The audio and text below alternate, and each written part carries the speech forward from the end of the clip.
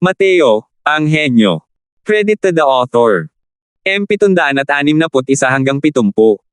Ang mga pangalan po na nandito ay galing sa mga name generator. Kung meron man pagkakatulad sa mga pangalan ng tao o lugar at pangyayari, ito ay tunay na hindi sinasadya. Ang ekspresyon ni Lindsay ay sukdulan na pangit. Hindi niya inakalang sinasadya siyang akitin ni Mateo. Ngayon, tinatakan ni Mateo ang dagat ng kamalayan upang makipaglaban sa kanya hanggang kamatayan. Ang ganitong uri ng resulta ay ang hindi inaasahan ni Lindsay bago ito. Nako, sa ginagawa mo to, iniisip mo ba talaga na malambot akong persimmon? Kapag sumabog ako ng buong lakas, mamamatay tayong dalawa. Kung titingnan ang hitsura ni Lindsay, para na siyang desperado nang mapadpad siya sa isang sulok. Dahil tinatakpan nito ang dagat ng kamalayan, kahit si Mateo mismo ay hindi rin maramdaman ang pagkakaroon ng kanyang pisikal na katawan. Ngayon, ang pisikal na katawan ni Mateo ay isa lamang naglalakad na bangkay at hindi magkakaroon ng kahit kaunting pakiramdam. Pero dahil kakaabante lang ng ranggo ng Fiery, hindi nag-aalala si Mateo tungkol kay Grey Flame. Sa ngayon, si Grey Flame ay hindi nagaanong naiiba sa isang patay na aso. Ang matinding pakikitungo sa kanya ay higit pa sa sapat. Kailangan mo ring gawin yan. At saka, gusto ko talagang maranasan ang Divine Soul Mystic Arts ng isang sinaunang powerhouse. Paano kung paghambingin natin ng kaunti ang mga note? Pagkatapos magsalita, hindi na hinintay ni Mateo na sumagot si Lindsay, at agad na umatake. Sumpa ng kaluluwang yelo. Mahinang sigaw ni Mateo at agad na nakapagtipon ng maraming piraso ng yelo gamit ang Soul Force, sabay saksak kay Lindsay. Walang tigil ang pang-aasar niya. Kahit ayaw lumaban ni Lindsay, imposible pa rin. Ngunit ang sining mistiko ni Mateo tungkol sa banal na kaluluwa ay napakalakas. Kahit na si Lindsay ay may napakataas na mga nagawa tungkol sa mga banal na kaluluwa, medyo nahihirapan pa rin siyang harapin ang mga bagay sa harap ni Mateo. Ang Ice Soul Curse na ito ay tila isang napakalakas na offensive style Divine Soul Mystic Art sa isang tingin. Nagdilim ang ekspresyon ni Lindsay, at napasigaw siya, Nether Soul Shield. Bigla na lang, napatibay ni Lindsay ang isang napakalaking kalasag gamit ang puwersa ng kaluluwa, hinaranggan ito sa harap niya. Putok, putok, putok. Isa-isang binomba ang mga piraso ng yelo patungo sa kalasag. Paulit-ulit na tinamaan ng matinding puwersa ang kalasag.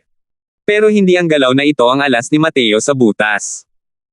Matapos niyang ipakita ang galaw na ito, palagi niyang pinagmamasdan ang Divine Soul Mystic Art ni Lindsay, ang kanyang mga titig ay nagpapakita ng isang nag-iisip na tingin.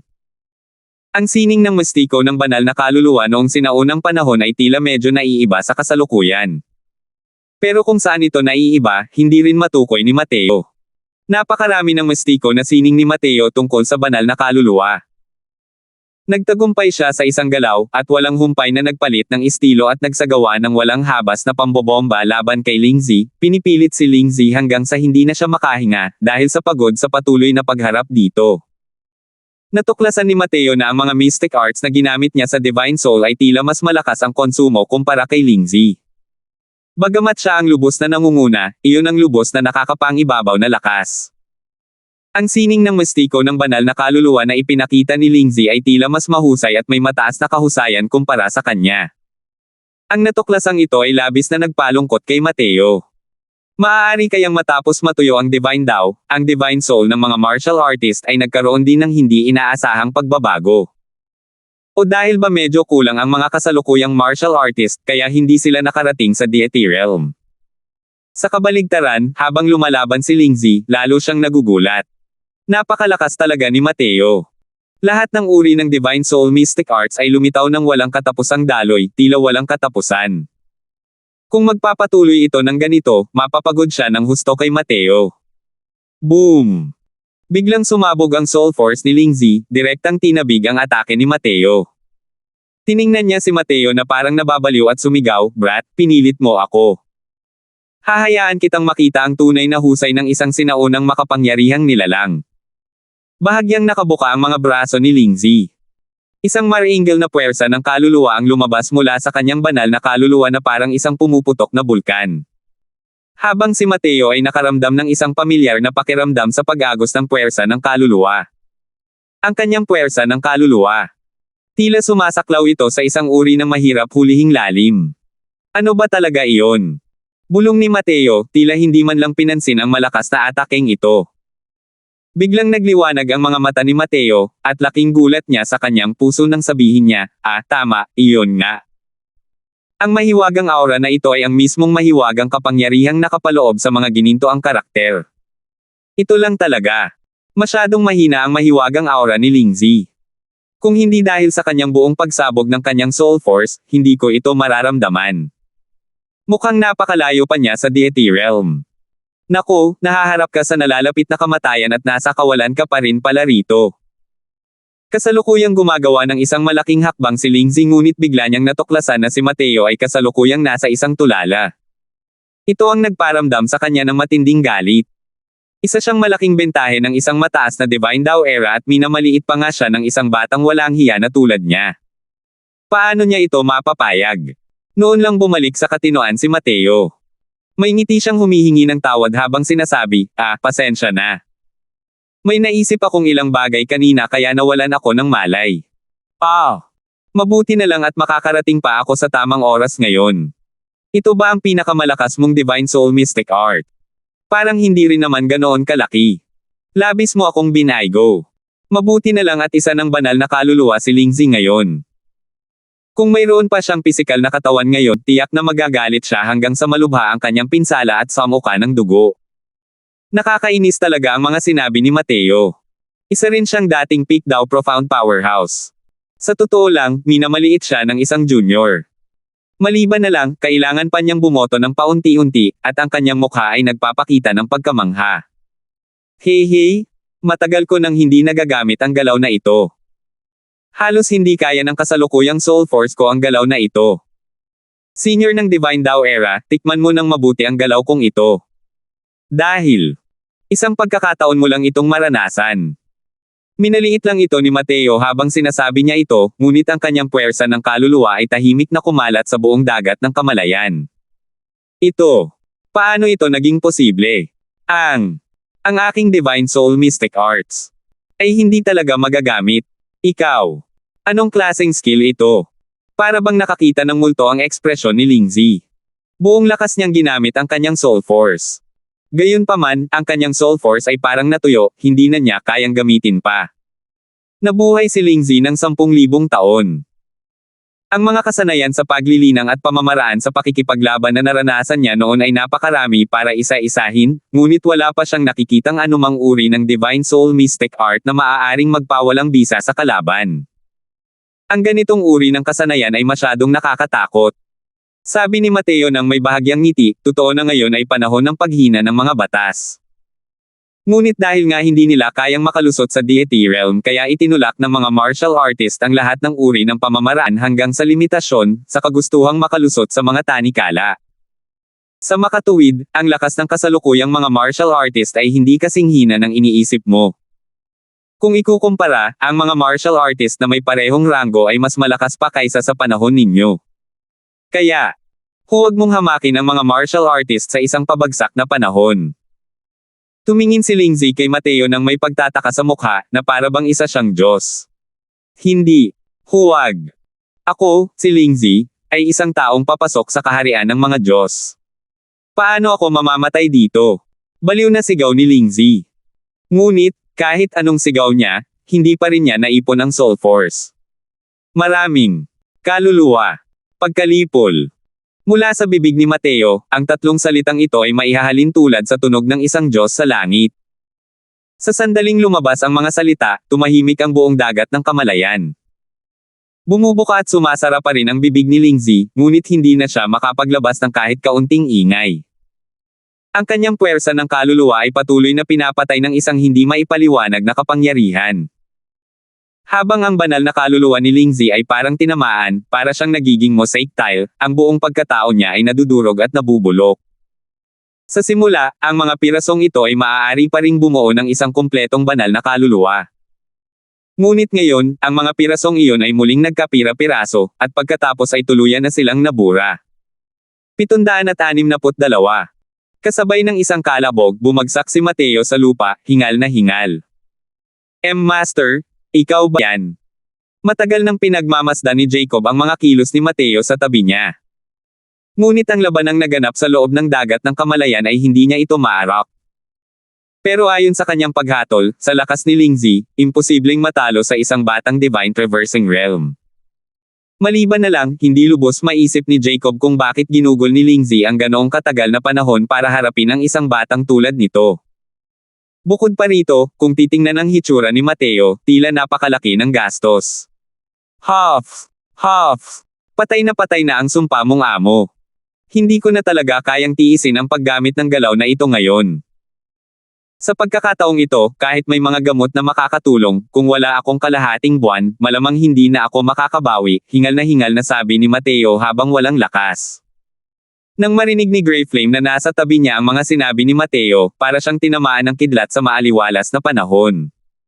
Ano ba yung sinabi niya kanina lang? Guro. Tapos na si Guro. Ito. Paano ito naging posible? Kahit na mas malala pa ang kasalukuyang kalagayan ni Lingzi kumpara sa kanyang tugatog na panahon, para harapin ang isang batang Divine Traversing Realm na tulad nito, hindi naman dapat kailanganin ang kahit kaunting pagsisikap, tama ba? Ang lakas ni Lingzi, ang Grey Flame na laging nasa tabi niya ay napakalinaw. Hindi ba niya kayang agawin ang isang batang lalaki ng Divine Traversing Realm? Nanghihina at matamlay si Grey Flame sa lupa na parang putik sa oras na ito. Ngunit hindi niya mapigil ang itaas ang kanyang ulo para tingnan si Mateo, na parang nakakita siya ng multo. Ang binatang ito na nasa harap niya, na bata pa hanggang sa kayang ipagwalang bahala ng mga tao, ay isa talagang malahalimaw na nilalang. Kinuha niya si Jacob, pagkatapos ay hinikayat si Tudor gamit ang mga sekretong sining ni Jacob. Ito ay orihinal na isang bagay na nasa loob na ng bag. Alam ni Grey Flame na ang mga nandito ngayon ay pawang mga martial artist ng Heaven Enlightenment Realm. Wala naman talaga silang dapat ikatakot para sa kanya. Pero pinag-isipan niya ang lahat at hindi rin niya kinakalkula na may dumating palang ganoong halimaw sa pagkakataong ito. Kumonsumo si Mateo ng isang soul force na nagpapagaling ng medicinal pill at nagpahinga sandali, at sa wakas ay nakabawi. Nang mapunta ang tingin niya kay Grey Flame, hindi napigilan ni Grey Flame ang manginig. Ngumiti si Mateo ng maliwanag at sinabing, hindi mo kailangang matakot. Sa totoo lang, may gusto lang akong itanong sa iyo. Kung sisigot ka ng tapat, hindi imposibleng mabuhay ka pa. Nagulat si Grey Flame at dali-daling nagsalita, "My lord, sige magtanong ka." Sisigot ang hamak na ito sa lahat. Tumanggaw si Mateo at nagtanong, naranasan mo na ang Divine Dao Era. Alam mo ba kung paano makamit ang Deity Realm o hindi? Dahil sa tanong ni Mateo, naging napakapangit din ang ekspresyon ng mukha ni Grey Flame. Ginoo, kahit noong Divine Dao Era, ang Deity Realm ay isa ring mahiwagang kaharian. Kalimutan mo na ako, kahit si Lingzi ay matagal ding nagtagal sa harap ng malaking gate na ito, hindi mahanap ang tamang daanan. Mapait na ngiti ni Grey Flame. Tumingin si Mateo kay Grey Flame ng may ngiti na hindi naman talaga isang ngiti at sinabing, ibig sabihin, wala ka ng silbi. Fiery, paksain mo ang primordial spirit niya. Huwag, huwag, huwag. Ako. Kahit hindi ko alam kung paano makamit ang Deity Realm, alam kong may isang bagay na napakahalaga para makamit ang Deity Realm. Mabilis na sabi ni Grey Flame. Nang marinig ang mga salita ni Grey Flame, bahagyang naantig ang puso ni Mateo. Medyo nagulat siya. Sa totoo lang, ang pagsasabi ni Grey Flame na hindi niya alam ang misteryo ng pagiging isang Diyos ay nasa loob ng inaasahan ni Mateo. Maliban na lang, hindi nito inaasahan na sa ilalim ng panlilinlang ni Mateo, may mga bagay pala siyang niloko. Anong bagay? Pilit na pinigilan ni Mateo ang pagkabalisa sa kanyang puso at nagtanong. Ang panghabang buhay na layunin ni Mateo sa kanyang nakaraang buhay ay ang makamit ang Alchemy God Realm. Ngunit buong puso niyang hinaanggad ito ngunit hindi niya ito nakamit. Ngayong nagkaroon na siya ng pagkakataong marinig ang misteryo ng pagiging isang Diyos, paanong hindi mababagabag ang puso ni Mateo? Sabi ni Grey Flame, ang mga powerhouse ng Deity Realm at ang mga ordinaryong martial artist ay mga tao lamang mula sa dalawang magkaibang mundo. Kahit na si Lingzi ay itinuturing na napakalakas sa Dao Profound Realm, sa harap ng mga powerhouse ng Deity Realm, hindi man lang siya nang ahas na itaas ang kanyang ulo. Kung tungkol sa kung paano kumpirmahin ang sarili niyang Dao at maging isang Diyos, mahigpit din itong binabantayan ng mga powerhouse ng Deity Realm. Ngunit dahil sa katayuan ni Lingzi, alam niya ang ilang mga sekreto sa pagiging isang Diyos. Di umano, ang paggamit ng deity realm ay may malapit na kaugnayan sa isang bagay na tinatawag na Mystic Chi.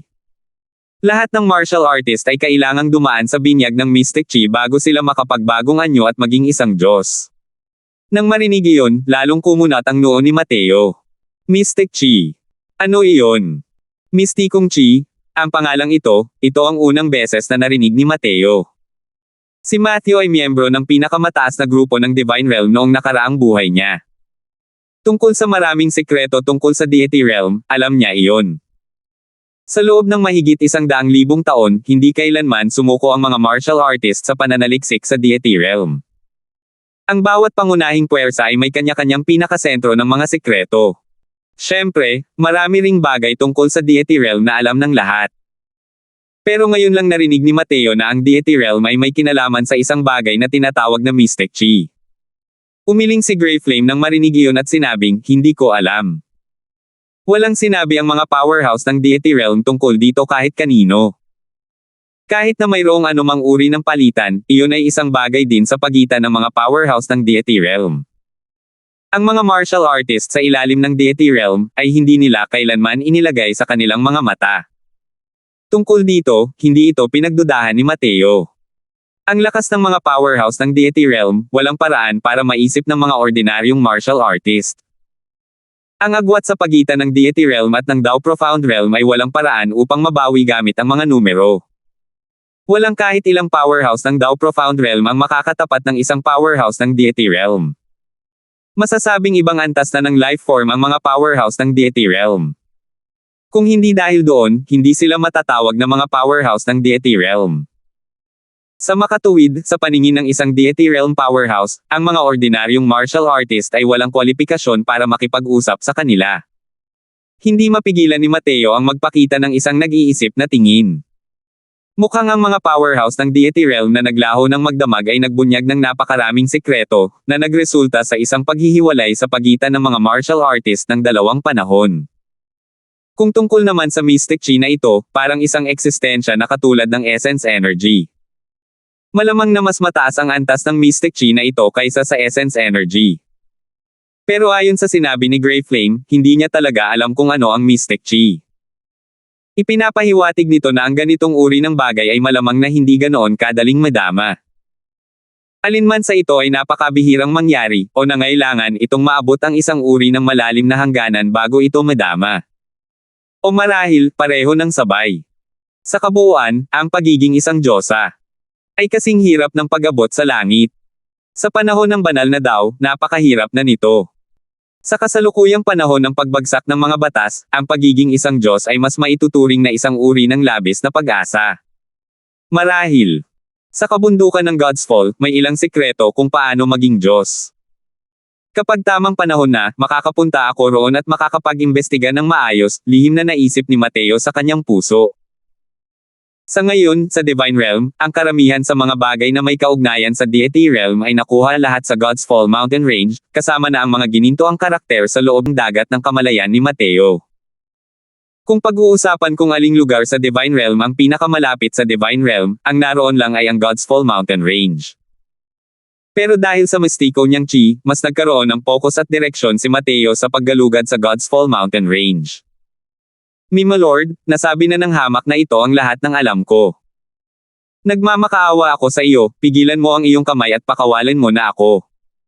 Sabi ni Grey Flame nang may malungkot na mukha. Sinulyapan siya ni Mateo at nakangiting sinabi, nangako akong hahayaan kitang mabuhay. Natural lang na hindi ko babawiin ang mga sinabi ko. Pero bilang isang sinaunang espiritu na tulad mo, hindi ako maglalakas loob na hayaan kang sumunod sa gusto mo. Kaya, biglang inihampas ni Mateo ang isang palad patungo sa tuktok ng ulo ni Jacob. 763. Ibinuko ni Mateo ang kanyang 5 daliri at direktang hinawakan ang tuktok ng ulo ni Jacob. Isang malakas na higop ang tumama sa dagat ng kamalayan ni Jacob at agad na kinaladkad palabas ang primordial spirit ni Grey Flame. Kung si Grey Flame ay nasa kanyang tugatog ng kakayahan, natural na hindi ito magagawa ni Mateo. Ngunit ang kanyang pangunahing katawan ay tuluyang nilamon ni Fiery. Ang primordial spirit ni Grey Flame ay lubhang mahina at nasa awa lamang ni Mateo. Kumuha si Mateo ng isang maliit na bote at agad na isinara ang Grey Flame sa loob. Sa loob ng maliit na bote ay walang enerhiyang asensya na maaaring mapunan muli. Hindi rin kailanman mababawi ni Grey Flame ang lakas ng kanyang pangunahing katawan. Para sa isang apoy ng asensya na nagbunga ng isang sinaunang espiritu, ang sinaunang espiritu ang pinakamahalaga. Hanggat hindi nullify ang primordial spirit, maaari silang gumamit ng kapangyarihang pinagmulan ng apoy sa langit at lupa nang walang tigil at makakabawi sa kanilang tugatog na estado. Fiery, papasok ka muna sa Vast Heaven Pagoda para mag-cultivate. Masyadong kitang-kita ang iyong pag-iral. Madaling makaakit ng sakam na mga mata ng isang mapagmasid at masigasig na tao. Mamaya, ituturo ko sa iyo ang ilang mga paraan ng cultivation. Kapag na-master mo na ang mga ito, maaari nitong lubos na mapataas ang iyong lakas sa pakikipaglaban, sabi ni Mateo kay Fiery. Tuwang-tuwa si Fiery habang tumango at sinabing, maraming salamat, kuya. Kung gayon, magpapadala ako ng isang clone para sumunod sa iyo.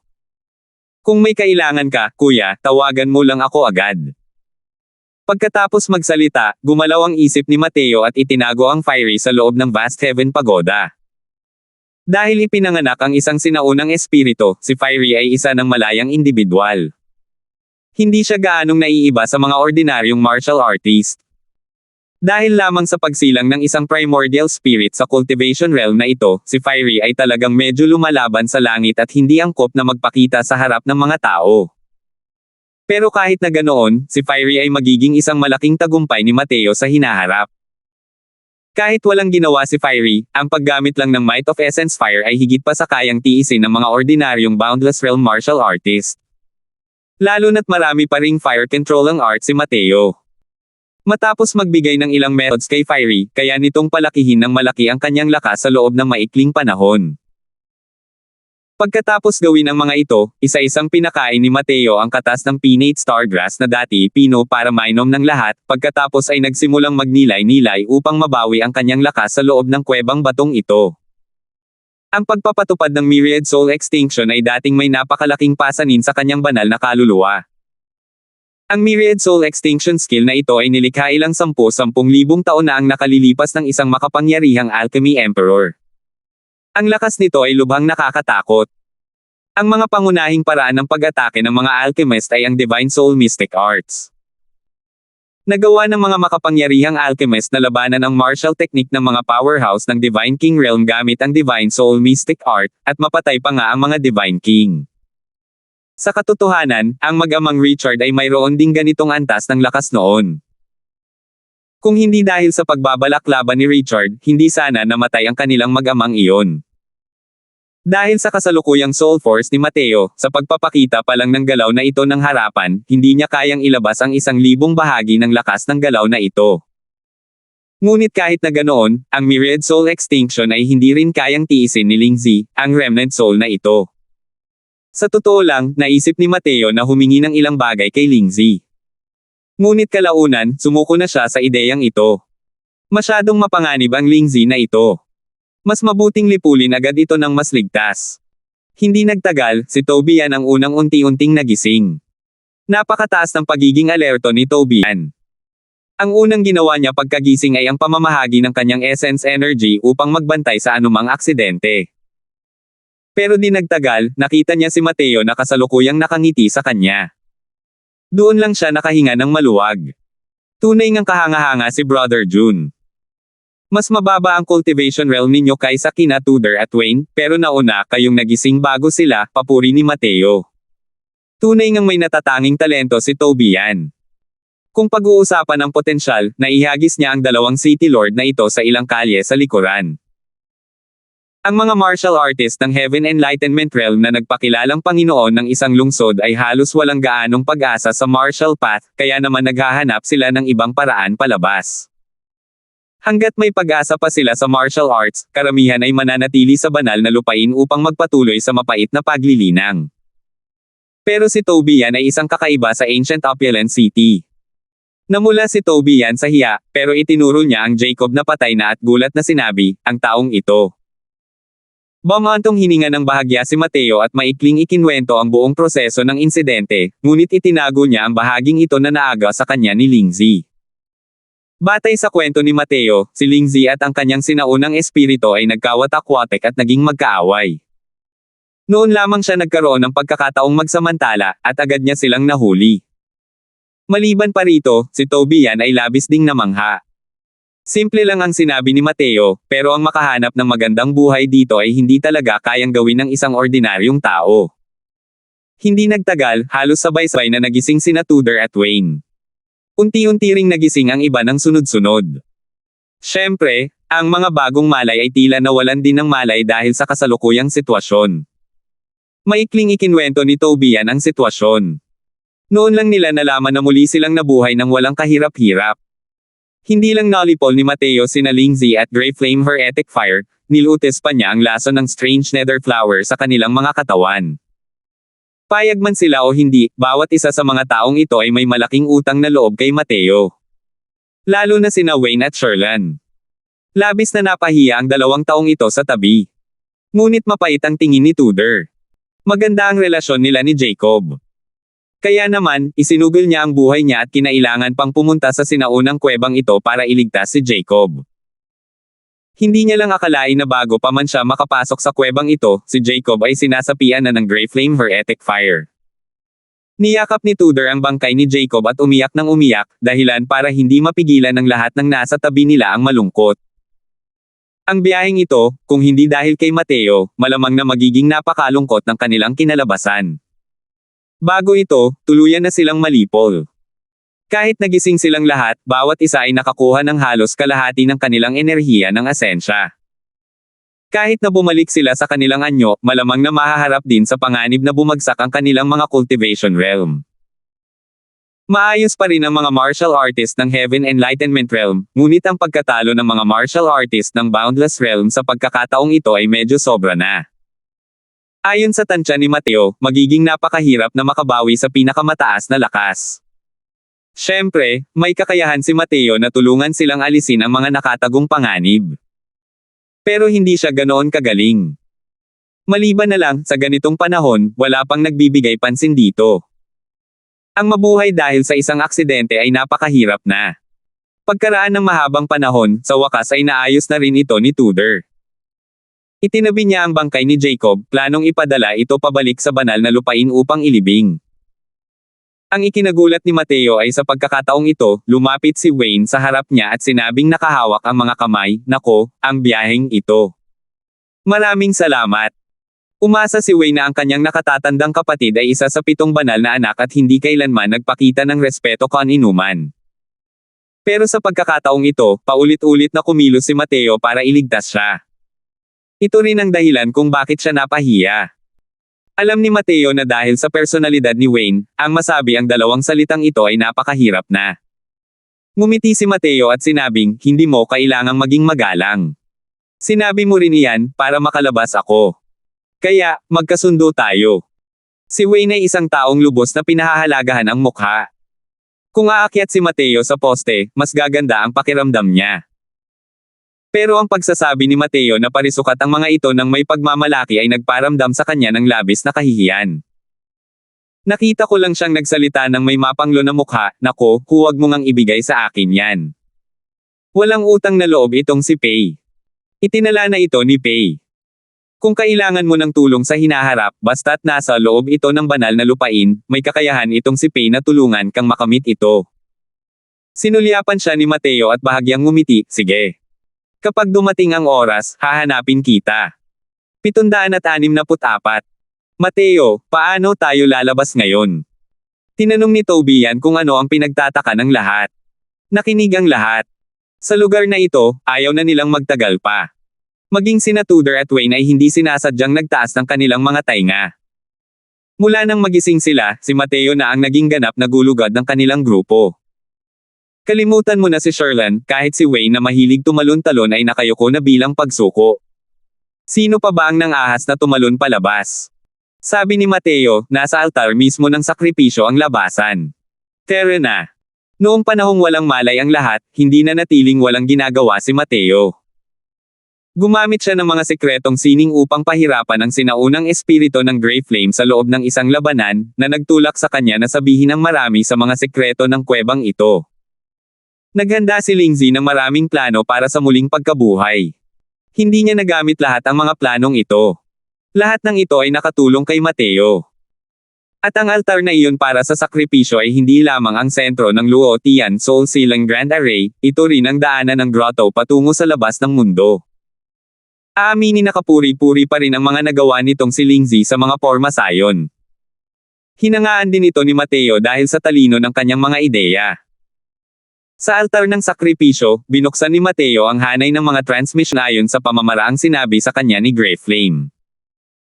Itinulak ng lahat ang kabaong, ngunit ang mga bagay sa loob ay matagal nang inilabas ni Mateo, walang laman. Sa loob ng kabaong na ito ay ang daanan ng transmission array. Pumasok ang lahat sa kabaong. Isang nagliliwanag na liwanag ang kumislap, at sa wakas ay nawala sila mula sa loob ng sinaunang kuwebang ito. Sa mismong sandaling ito, sa malayong Rangshi region, ang punong himpilan ng Heaven's Destiny Trading Company, isang alchemy emperor ang kasalukuyang nagsasaliksik ng mga medicinal pills. Isang matandang lalaki na pawang puti ang buhok at balbas ang nakaupo hindi kalayuan sa kanya, kasalukuyang umiinom ng tsaa. Ang mga emperador ng alchemy na nagsasaliksik ng mga medicinal pills ay isang bagay na pinakakaraniwan. Ang mga nakalagay lang sa mesa niya ay pawang mga tier 5 medicinal pills. Isang malakas na alchemy emperor na nagsasaliksik ng tier 5 medicinal pills, ngayon naman ito ay hindi pangkaraniwang bagay. Maraming lalagyan ng jade ang nakalagay sa mesa. Sa loob ng mga lalagyan ay may iba't ibang uri ng likido. Habang nagsasaliksik siya, mahigpit na nakakunot ang kanyang mga kilay. Sa huli, huminga siya ng malalim at inilapag ang trabahong hawak niya. Nang makita ng matandang lalaking iyon na ang buhok at balbas ay pawang puti ang sitwasyon, ibinaba niya ang tasa ng tsaa sa kanyang kamay, lumapit sa tabi ng emperador ng alchemy, at medyo nagulat na sinabi, "Nakababatang kapatid na Martis, kahit ikaw ay hindi kayang sirain ang mga maliit na tier 5 medicinal pills na ito." Unang elder, hindi naman sa ako, si Martis, ay nagpapaangat sa moral ng ibang tao habang binabawasan ang aming prestihyo. Kahit nadalhin ang mga medicinal pills na ito sa Alchemist Association, maaaring hindi rin sila mabuwag ng ilang matatandang halimaw na iyon. Madamdaming buntong hininga ni Martis. Napataas ang kilay ng unang elder nang may pagkamangha niyang sinabi, talagang kakatwa iyon. Tumango si Martis at sinabing, mukhang simple lang ang mga tier 5 medicinal pills na ito, pero pino at nabuo ang mga ito gamit ang kakaibang mga pamamaraan. At ang mga komposisyong aming nabuwag, sa lohikal na pagsasalita, ay hindi kayang pinoin para maging mga tableta kapag pinagsama-sama.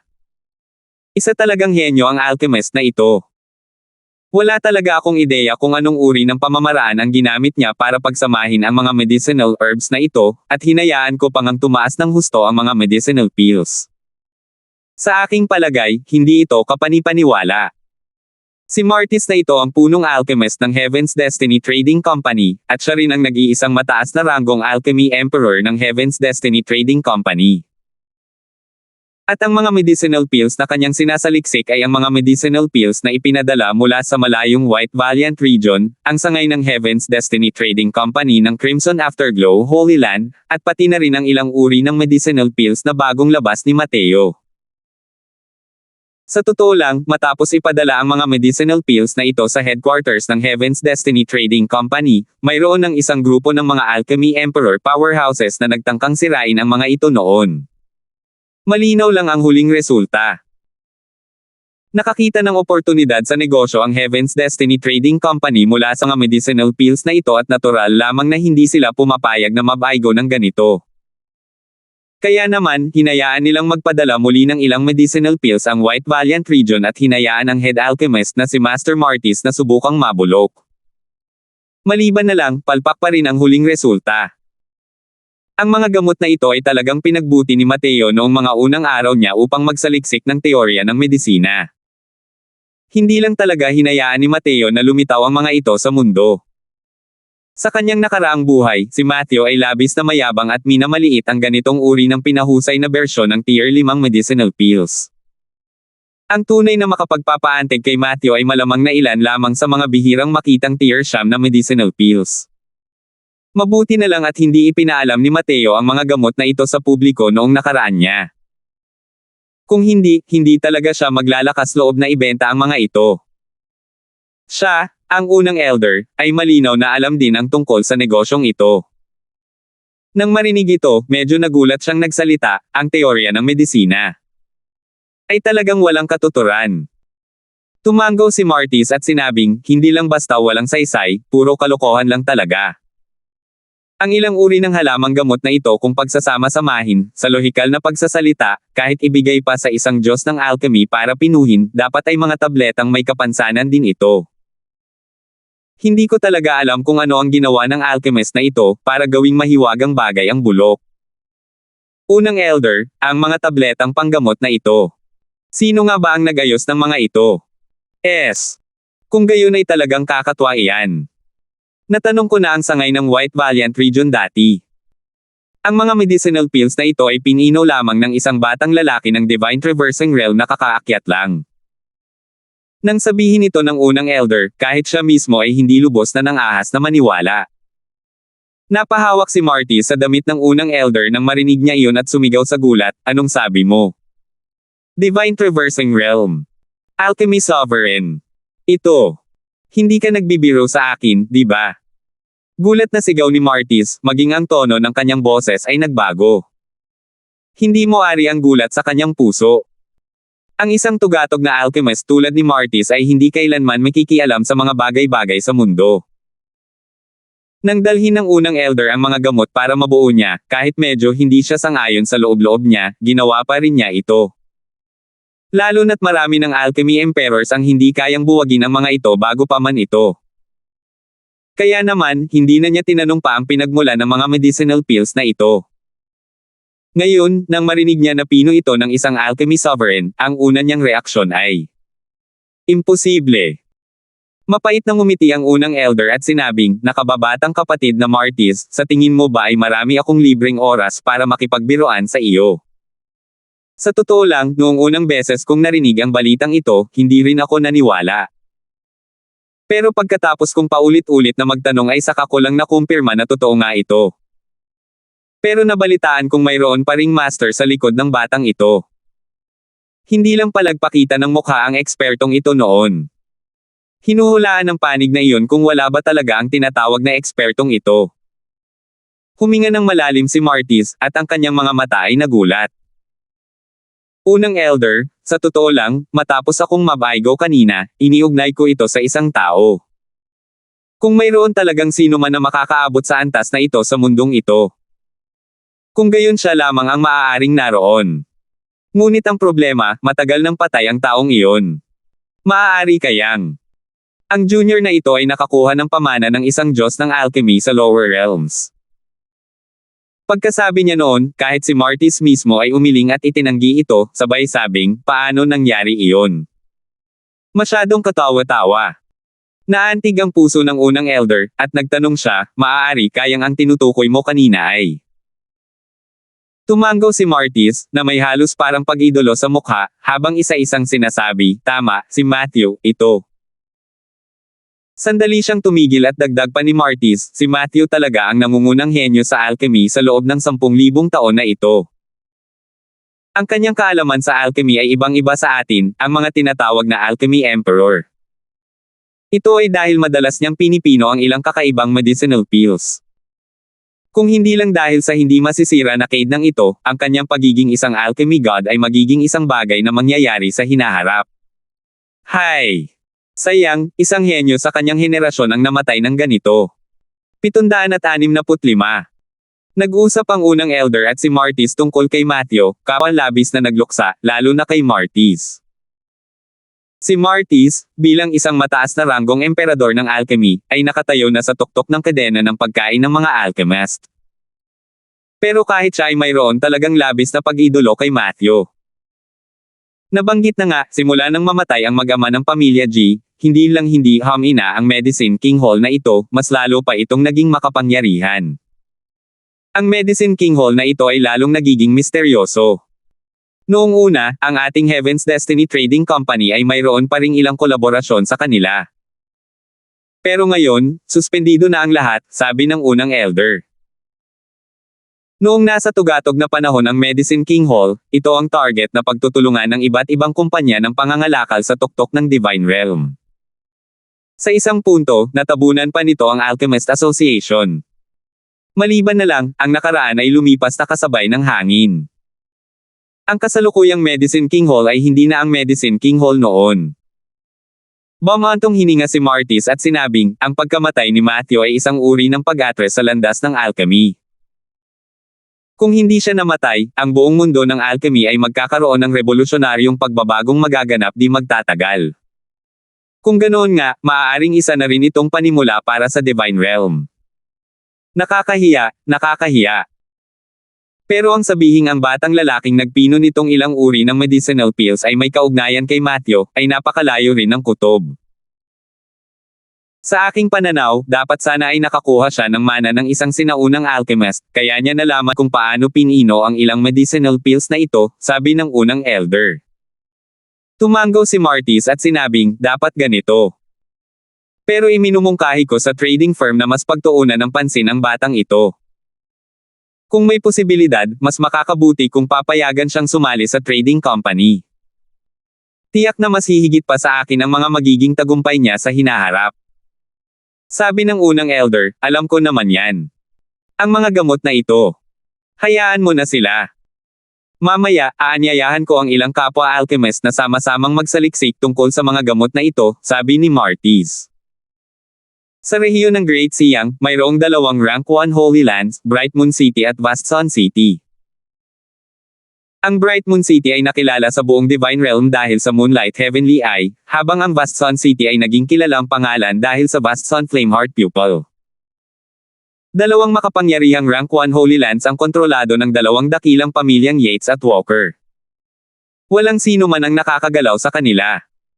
Ngunit sa oras na ito, sinalubong ng pamilya Yates ng Bright Moon City ang isang iginagalang na panauhin. Ang taong ito ay ang vice-chairman ng Alchemist Association, si Lord Mark Ing. Kahit si Megan ay hindi rin inaasahan na maanyayahan pala ng pamilya Walker si Mark Ing. Maliban na lang, matapos bigyan si Megan ng isang serye ng pagsusuri, nagkunot ang noo ni Mark Ing at paulit-ulit na nagreklamo, kakaiba. Kakaiba. Maingat na nagtanong si Bryce sa gilid, Lord Chairman, anong mga kakaibang aspeto? Mayroon ang sakit ni Megan. Inimbitahan si Mark Ing ng pamilya Walker. Kaya naman, natural lamang nasasamahan siya ni Bryce. Ang pagpapagaling kay Megan ay magiging karapat-dapat niyang gawin, ni Bryce. Hindi na makakahanap si Megan ng anumang dahilan para tumutol sa kasal na ito.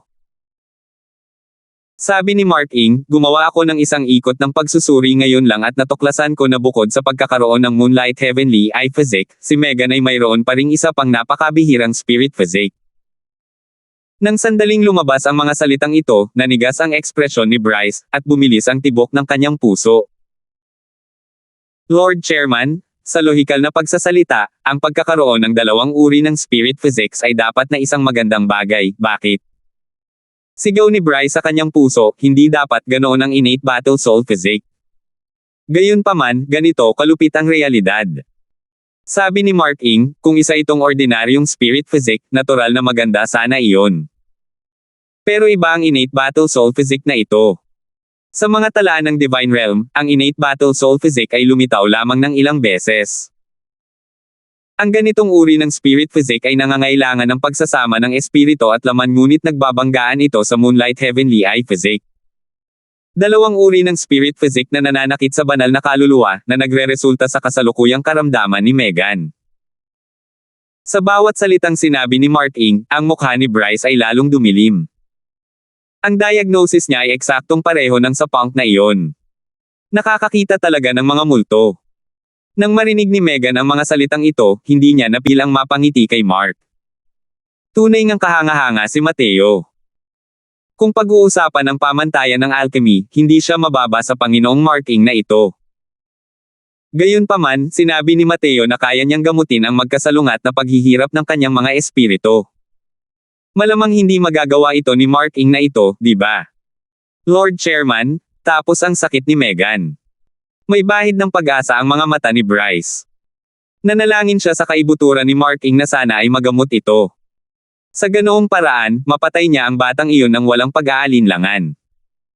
Nitong mga nakaraang araw, araw-araw na ginugulo ni Bryce si Megan. Pero paano niya hindi maramdaman na ang puso ni Megan ay nakatali sa mga kamay ng kasuklam-suklam na batang iyon?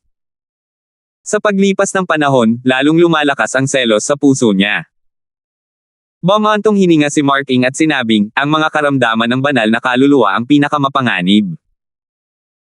Bukod pa rito, ang mga pisikal na espiritu ay ipinanganak mula sa langit at lupa, at walang paraan upang magamit ang lakas ng panggamot upang baguhin ito.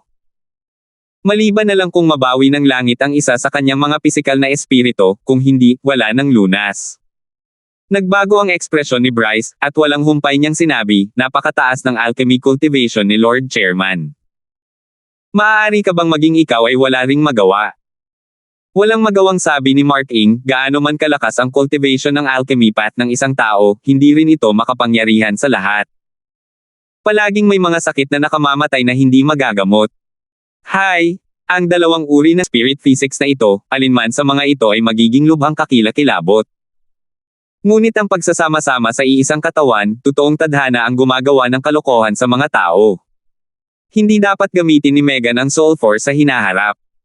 Kung hindi, ang mga kahihinatnan ay magiging napakasamang isipin. Habang sinasabi niya, tiningnan niya ang Mark sa gilid, bahagyang humupa ang ekspresyon niya nang sabihin niya, napakabihira ng mga Asher Spirit Tree. Naniniwala akong malaki ang iginastos ng iyong ama para makuha siya, di ba? Kahit na may Asher Spirit Heart Fusing Fluid, ang mga sintomas lang ang magagamot nito at hindi ang ugat.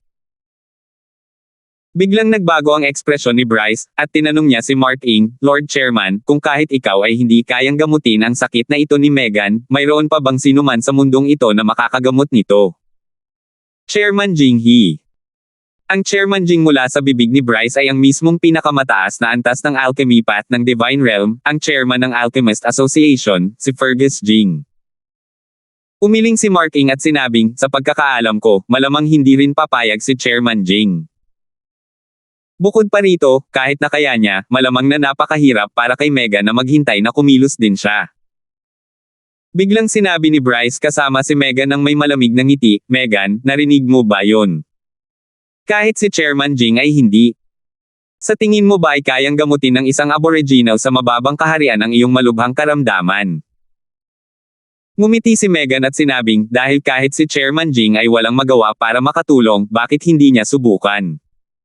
Ikaw. Sa tingin ko ay iniisip mo ang katutubong iyon sa puso mo, di ba? Galit na sabi ni Bryce. Paano ko oo? Hindi nang may paggalang o pagmamataas ang sinabi ni Megan. Ikaw. Halos mapatalon si Bryce sa galit. Sinungaling. Hindi nag-aksaya ng panahon ang kagalang-galang na pamangkin para imbitahan si Lord Mark Ing dito para suriin ang palso mo ng may mabuting intensyon.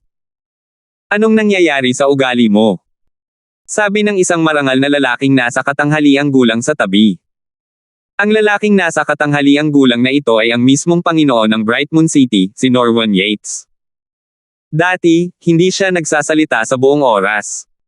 Sa pagkakataong ito, sa wakas ay hindi na niya mapigil ang ibuka ang kanyang bibig. Tagabayan. Pasensya na sa prangka at diretsyong pagsasalita ng matandang ito, pero paano magagamot ng isang taal sa mababang kaharian ang ganitong sakit na nakamamatay? Biglang natatawang sabi ni Mark Ing. Nang marinig ni Bryce ang mga salitang ito, agad na nabuhayan ng loob ang kanyang diwa. Parang nagpapakita ng kapangyarihan, sinabi niya kay Megan, Megan, narinig mo ba iyon o hindi? Tinignan siya ni Megan ng may paghamak at sinabing may malamig na ngiti, mukhang umaasa si Bryce na bitawan ko ang mundong ito. Nanigas ang ekspresyon ni Bryce, at dali-dali niyang sinabi, hindi ko sinasadya. Sa huli, natapos ito sa isang malungkot na mensahe. Pagkaalis ng lahat, medyo nanlalambot ang mukha ni Megan habang bumubulong, sa isang iglap, mahigit isang taon na. Matagal na panahon na rin. Iniisip ko kung maayos ka ba. 766. Noong una, inakala niyang ang pananabik kay Mateo ay dahil lang sa halos kapareho niya ang taong iyon. Pero nang makabalik si Megan sa Divine Realm, natuklasan niya na ang figure ni Mateo ay patuloy na nananatili sa kanyang isipan at hindi umaalis. Baka sa mukha ni Megan ang matinding pananabik na nararamdaman niya ngayon. Ayon sa bilis ng cultivation ni Mateo, malamang ay nakaakyat na siya sa Divine Realm ngayon, di ba? Biglang sabi ni Mark. Tumango si Megan, ngunit nag-aalala niyang sinabi, ang ikinababahala ko ay ito rin mismo. Nagtanim si Bryce ng bakas ng vast sun flame heart pupil sa katawan ni Mateo. Kung talagang determinado siyang harapin si Mateo, gamit ang kasalukuyan niyang lakas, tiyak na hindi siya makakalaban. Pero ngumiti si Mark at sinabing, ewan ko sa ibang tao, pero si Mateo ay napaka-abnormal ng batang iyon. Kaunting bakas lang siguro ay walang gaanong epekto sa kanya. Nagliwanag ang mga mata ni Megan, at sinabi niya, talaga. Tumango si Mark at sinabing, kailan mo pa nakitang natalo ang batang iyon dati? Bukod pa rito, kung si Mateo talaga ang taong pinaghihinalaan mo, paano niya ilalagay sa paningin ang isang maliit na Bryce? Makakaasa ka, hintayin mong lumitaw muli ang batang iyon sa harap mo, tiyak na tatapakan niya si Bryce. Nitong mga nakaraang araw, palaging sinusundan ni Mark si Megan at marami rin siyang alam na sekreto tungkol kay Mateo, kasama na ang mga hinala ni Megan tungkol kay Mateo. Medyo hindi makapaniwalang sabi ni Megan, talaga. Kung hindi ka naniniwala sa akin, maghintay ka lang at tingnan mo. Nakangiting sabi ni Mark. Kasabay nito, si Bryce ay kasalukuyang nasa matinding galit. Ang Sungit na aboriginal na ito. Para talagang burahin ang bakas ng vast sun flame heart pupil ng batang master na ito. Sumpaman. Sumpaman.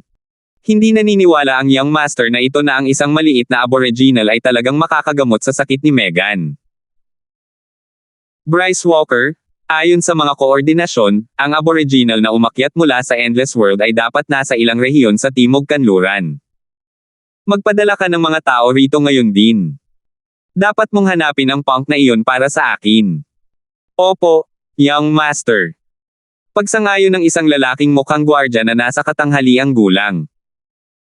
Nang pumasok si Bryce sa walang hanggang mundo noon, sa pamamagitan ng mga koordinasyon na ibinigay ng lalaking nakaitim na damit, direktang binasag ang eroplano at bumagsak. Kung tungkol naman sa kung saan nakakaakyat ang mga martial artist ng walang hanggang mundo, hindi rin niya alam. Mayroong mahigit daan-daang milyong maliliit na mundo sa lower realms. Ang pagnanais na suriin ang kaukulang rehiyon para sa mga ascender ng bawat maliit na mundo ay halos imposibleng mangyari. Halos matukoy lamang ni Bryce ang rehiyong inaakyat ni Mateo sa pamamagitan ng mga coordinate. Noon, nag-iiwan ng bakas si Bryce sa katawan ni Mateo para mas madali niyang mahanap si Mateo. Pero sino ang mag-aakala na bago umakyat si Mateo, binura na niya ang bakas ng vast sun flame heart pupil. Ngayon, sinadya ni Bryce na damhin ang bakas na iniwan niya ngunit natuklasan niyang wala itong tugon. Noon niya lang napagtanto na nabura na pala ni Mateo ang bakas ng hindi niya namamalayan. Paano nalaman ni Bryce na sa nakaraang buhay, si Matthew ay may kaunting pakikipagkaibigan sa pamilyang Walker at Yates? Pamilyar na pamilyar pa nga siya sa pamamaraan ng vast sun flame heart pupil. Sa kakayahan ni Mateo na burahin ang bakas ng hindi ito ipinapalam sa mga Diyos o multo, napakadali lang nito.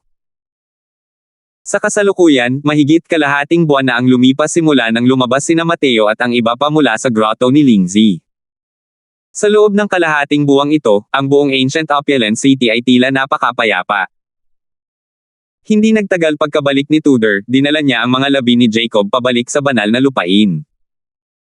Pinili rin ni Shirley na pumasok agad sa terminal seclusion at hindi na nagpakita sa publiko. Gayon din, pinili ni na Mateo at Tobias na pumasok sa isang saradong pag-iisa.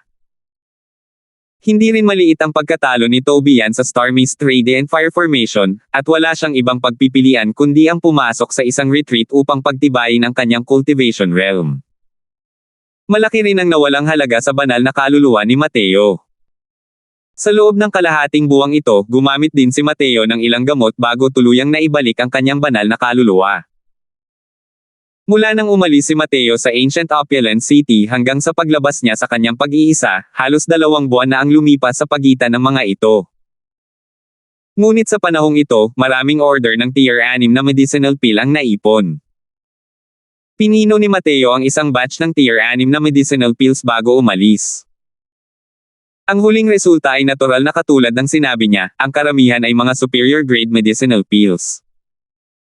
Dahil dito, nagkaroon ng magandang simula ang reputasyon ng Fragrant Medicine Pavilion sa Ancient Opulent City. Halos-halos matapakan ng mga martial artist ng Boundless Realm sa Ancient Opulent City ang pasilyo ng pinto ng Fragrant Medicine Pavilion. Araw-araw, napakaraming order ng Tier 6 na medicinal pill. Pero wala si Mateo. Tiningnan ni Riza at Humphrey ang napakaraming order ngunit hindi nila alam kung ano ang gagawin. Hindi sila nang ahas na gumawa ng ganitong uri ng garantiya na ang Tier 6 na medicinal pills na ibinibigay sa lahat ay magiging superior grade. Nakaisip pa nga si Humphrey ng isang bulok na ideya sa panahong iyon dahil gusto niyang hayaan ang Alchemy Ancestor Powerhouse ng Meteor Trading Company na dumating at pinuhin ito, ngunit ito ay tahasang tinanggihan ni Riza. Hindi dapat sirain ang ganitong uri ng papuri sa publiko. Dahil wala nang ibang pagpipilian, ang magagawa na lang ni Riza ay ipagpaliban ang lahat ng utos na ito at hintayin ang pagbabalik ni Mateo. Paano inaasahan ni Riza na si Mateo ay agad na pumasok sa isang retreat pagkatapos niyang bumalik? Bukod pa rito, ang retreat na ito ay kalahating buwan ang haba. Ang ganitong uri ng mga martial artist na agad na nag-uutos, karamihan sa kanila ay nangangailangan agad ng mga medicinal pills. 2 buwang order na nabacklog ng sabay-sabay, paanong hindi mababalisa ang mga martial artist na ito? Lalo na nitong mga nakaraang araw, hiniling ng mga martial artist na sana'y give-a nila ang karatula ng Fragrant Medicine Pavilion. Balisa si Riza hanggang sa siya ay paikot-ikot na naglalakad sa lugar ng pagtatago ni Mateo. Hindi niya alam kung gaano nakatagal ang lumipas, sa wakas ay nakita niya si Mateo na palabas ng kanyang pagtatago. Panginoon at Panginoon, sa wakas ay nakalabas na kayo sa pag-iisa. Kung hindi pa rin kayo lalabas sa pag-iisa, ang Fragrant Medicine Pavilion ay tiyak na magwawakas ng tuluyan. May sama ng loob na bulong ni Riza. May bahid ng pagka-spoil talaga si Riza nang sabihin niya ang mga salitang iyon, kaya hindi magalit ang mga tao. Ngumiti si Mateo nang marinig iyon at sinabing, kung sakaling magsara ito, pwede nang magbukas muli. Hindi naman siguro magbabago ang lahat. Ano ba ang nakasalubong mo? Nag-aalalang sabi ni Riza, ikaw. Bakit wala ka man lang kahit anong marka sa puso mo? Nagliliyab na ang apoy hanggang kilay, at hindi ka naman talaga kinakabahan. Sinabi ni Riza ang sitwasyong kinakaharap ng Fragrant Medicine Pavilion para marinig ni Mateo. Noong una, inakala niyang mag-aalab sa pagkabalisa si Mateo. Pero sino ang mag-aakala na ngumiti lang ito ng bahagya at sinabing, iniisip ko kung gaano kalaki ang bagay na ito. Hindi ba't isa lang itong Tier 6 na medicinal pills? Ibigay mo sa akin ang lahat ng utos. Bago matapos ang 2 araw, ibibigay ko sa iyo ang lahat ng medicinal pills. Nanlalaki ang mga mata ni Riza at sinabing, di 2 araw. Hindi ka nagbibiro sa akin. Mayroon akong daan-daang order ng Tier 6 na medicinal pill. Ang eksperto sa likod mo ay kayang pagandahin ang resulta sa loob ng 2 araw. Sa totoo lang, matagal nang may mga hula si Riza. Sinong eksperto ang nasa likod? Kalokohan. Ang taong ito na nagpino ng Tier 6 na medicinal pills ay tiyak na si Mateo mismo. May mga salita lang na hindi angkop sabihin ni Riza ng tahasan. Matalinong tao si Riza. Alam niya na kapag may mga sinabi na, dito na matatapos ang kanilang pakikipagtulungan kay Mateo. Sa totoo lang, nang marinig ni Riza ang ganoong pangako ni Mateo noon, napatalon din siya sa takot. Medyo napanatag ang loob ni Riza nang marinig niyang sinabi ni Mateo na may isang Panginoon sa likod. Pero, sila ni Mateo ay naging napakalapit. Ngayon lang niya nakita ang tinatawag na eksperto. Kaya naman, buong tapang niyang nahulaan na ang nagpino ng mga gamot ay si Mateo mismo. Nang mga oras na iyon, kinabahan din siya ng husto, pakiramdam niya ay napaka-fantastical ng ganitong resulta. Paano kaya mapapaganda ng isang Alchemy Sovereign Realm Alchemist ang Tier 6 na medicinal pills? Ayos lang naman kung pinino ang Tier 6 na medicinal pills. Pero lahat sila ay superior grade at mas mataas pa sa medicinal pills. Masyado itong nakakapangilabot. 767. Hindi sinabi ni Riza kahit kanino ang resulta ng kanyang mga hula, kasama na ang mga tauhan ng Meteor Trading Company. Ito ay dahil nakakita siya ng malaking oportunidad sa negosyo kay Mateo. Ang dahilan ni Mateo na may ekspertong tumutulong sa kanya ay dahil sa ngayon, ayaw niyang malaman ng iba na kaya niyang pinuhin ang Tier 6 na medicinal pills. Kung isisiwalat niya ang impormasyong ito, kapag nalaman ito ni Mateo, tiyak na makikipag-away ito sa kanya. Ang tinatawag na kooperasyon ay matatapos din dito. Pero hindi naman si Riza ay isang taong panandalian lang ang pananaw. Masyadong mapanghamon ang talento ni Mateo sa alchemy. Kung makikipagkaibigan sila sa kanya ng maayos, hindi kaya angat ang Meteor Trading Company sa hinaharap. Kapag lumaki na ang isang karakter na tulad niya, tiyak na mapapahanga nila ang buong Divine Realm sa hinaharap. Madaling magdagdag ng mga bulaklak sa bird ngunit mahirap maghatid ng uling sa nyebe. Bumangon si Mateo mula sa pagiging walang kwenta ngayon. Ito ang tamang panahon para kailangan niya ng suporta. Kaya naman, nagpa siya si Riza na bumuo ng mabuting relasyon kay Mateo anuman ang mangyari. Gayunpaman, nang marinig niya na 2 araw na lang ang kailangan ni Mateo para matapos ang pagpino ng lahat ng ilang daang tier 6 na medicinal pills, nagulat siya hanggang sa nanlaki ang kanyang mga panga. Ang ilang daang tier 6 na medicinal pills na ito, kahit ibigay pa kay Sherlan para pinuhin, malamang aabutin ito ng kalahating buwan, o kahit 1 buwan din. Pero 2 araw lang pala talaga ang kailangan ng maliit na alchemy sovereign na ito ni Mateo. Malamig na sinabi ni Mateo, hindi kayang isipin ng taong iyon ang lakas niya. Hindi niya talaga kayang banggitin ang mga gamot na ito. Mamaya, hayaan mo silang magpadala ng mga halamang gamot at umorder lahat sa bahay ko. Pagkalipas ng 2 araw, natural lang na magkakaroon ka ng sagot na magpapasaya sa iyo. Nasabi na ni Mateo ang lahat ng ito, pero parang may naisip na naman siya at sinabing, tama, ang mga order na tier 6 na medicinal pill na ito, ay kailangang paghigpitin ng kaunti sa hinaharap. Kung hindi, wala nang katapusan ito. Kung may mga martial artist na ang mga medicinal pills ay ginagamit para sa pagliligtas ng buhay, maaari nilang putulin ang linya o kung ano paman. Ito. Sige. Oo, may problema pa. Ang chairman ng Heaven's Destiny Trading Company, si Lex, ay maraming beses nang pumunta sa Fragrant Medicine Pavilion para hanapin ka. Sinabi ko na sa kanya na nasa isang pribadong lugar ka. Pero pumupunta pa rin siya araw-araw. Sa palagay ko ay darating siya sa mga ganitong oras. Sabi ni Riza. Bahagyang nagulat si Mateo nang sabihin niya, mukhang halos hindi na nila kaya. Habang pinag-uusapan ito, sinabi ni Riza ng mayabang, hindi na kailangang sabihin pa. Nitong 2 buwan, ang ating Meteor Trading Company ay naglunsad ng isang atake sa lahat ng panig at tinalo na ang kanilang Heaven's Destiny Trading Company hanggang sa wala na silang lakas para gumanti. Ngayon, sa Ancient Opulent City, ang ating Meteor Trading Company ay umakyat na sa unang pwesto bilang numero 1 pangunahing trading firm, habang ang merkado na inookupahan ngayon ng kanilang Heaven's Destiny Trading Company ay wala pang 30%. Mabilis na bumalik si Mateo at pumasok sa isang retreat.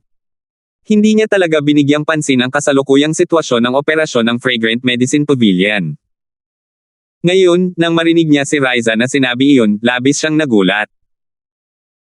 Dahil kayang pamunuan ni Lex ang Heaven's Destiny Trading Company upang maging matatag sa posisyon ng nangungunang pangunahing kumpanya ng pangangalakal sa Ancient Opulent City, talagang mayroon siyang kaunting kasanayan. Bukod pa rito, ang Heaven's Destiny Trading Company ay malalim ang pagkakaugat sa sinaunang lungsod ng Karangyan. Ang kanilang mga relasyon ay malalim na nabubuo sa isang masalimuot na gulo. Napakahirap silang kalabanan ng iba. Kahit nalubos na kumpiyansa si Mateo sa sarili niyang mga gamot, hindi rin niya inakala na kayang ganap na talunin ng Fragrant Medicine Pavilion ang Heaven's Destiny Trading Company sa loob ng 1 taon.